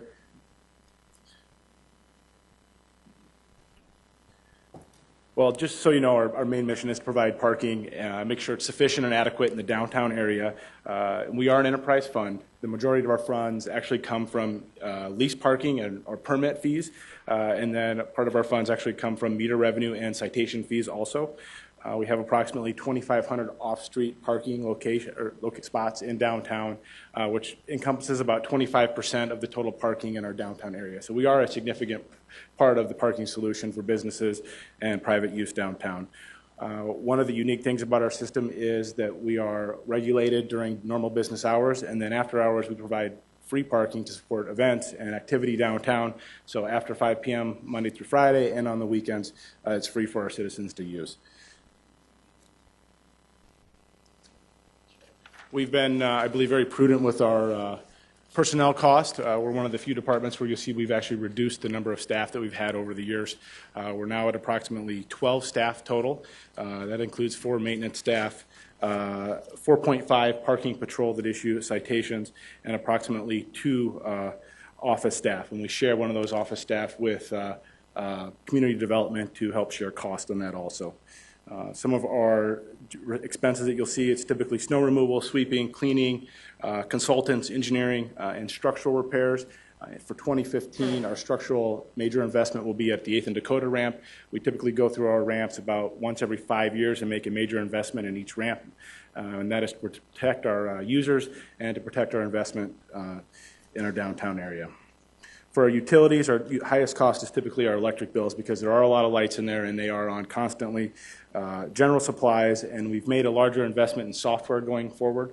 And through our investment in software and technology, we've been able to, 1, reduce our staff, and 2, increase efficiencies as we move forward. For 2015, our capital investments, for our parking lot and ramp improvements, we are looking at making improvements on the north and south sides of our First Avenue ramp, which is adjacent to Phillips Avenue. They're about 20 years old and they're due for some new concrete work, and we're looking at doing some upgrades there to make the downtown more walkable in that area. We're also going to invest in a new mobility vehicle. The current one is our T3, or mobility vehicle that you'll see our staff riding around on, which has been a huge success for us. Our workers' comp claims have dropped significantly. We're over $30,000 annually, and we've dropped that to approximately under $5,000 annually going forward. So it's been a huge success, and we're very happy with that. And the cost to operate it is very, very low. We're replacing a maintenance vehicle that's over 13 years old next year. And last year I stood in front of you with this slide, and our 2014 target for occupancy was 84%. We're currently at 83% for 2013, so we've got about 5 months left to make up that 1%. So we believe we're on target with that, and by 2015 we anticipate that we'll be approximately 88%. And why that's important, it kind of leads into our last slide. As we plan for the future, 2015, what you'll see a lot of is not actually in the budget. What we'll be doing is preparing for 2016 and the construction of a new parking ramp. We are currently working with Walker Parking Consultants to have a demand study done to help us decide where the best place and size to build a new ramp is. Once we can work out some of those details, we'll be looking at a rate analysis to make sure we can continue operating efficiently and make sure our rates make sense. And then in 2016, we're looking to invest in a new parking ramp in our downtown area. And what's key with that is we do really want to make it a partnership, a collaboration between the private and public sectors, and ideally have that be a mixed-use facility. And if you have any questions. Councilor Jameson. I get the block Kermit whenever. Just ask a good question. Matt, in the budget, I don't see any operating expense for the radar that the attendants use, because they seem to be like right on. Every time a meter bings, they're like there. That's good training. It's training, just proper training. All right. Yeah, I think there's a warrant. Or the serious question though on the 15 flat parking lots that you operate, are the rates different at different places, or are they all the same? Our rates vary. Our maps are online that show the different rates, but we use a kind of a supply and demand structure. So when you get to our core area, which is around 10th and Phillips, that's our highest demand area right now currently. The rates are typically higher in that area, and then as you go out to the outlying areas, the rates decrease. You say this is on your website? Yeah, under the City of Sioux Falls, under the parking department, we've got all of our locations, ramps, rates. Thank you.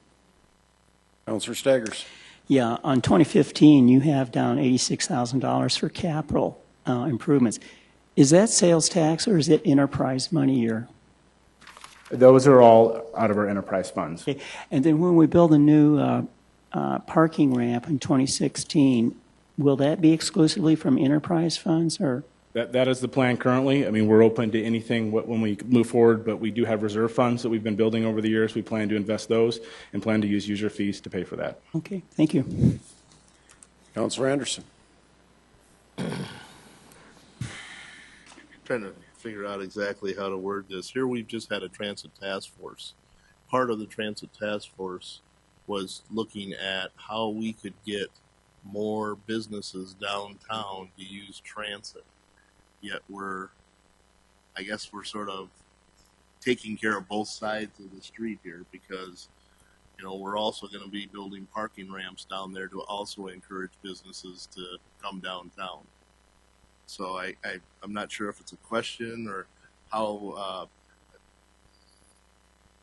do you think that public parking could work with the transit to try to develop some type of program that might be beneficial for both parties?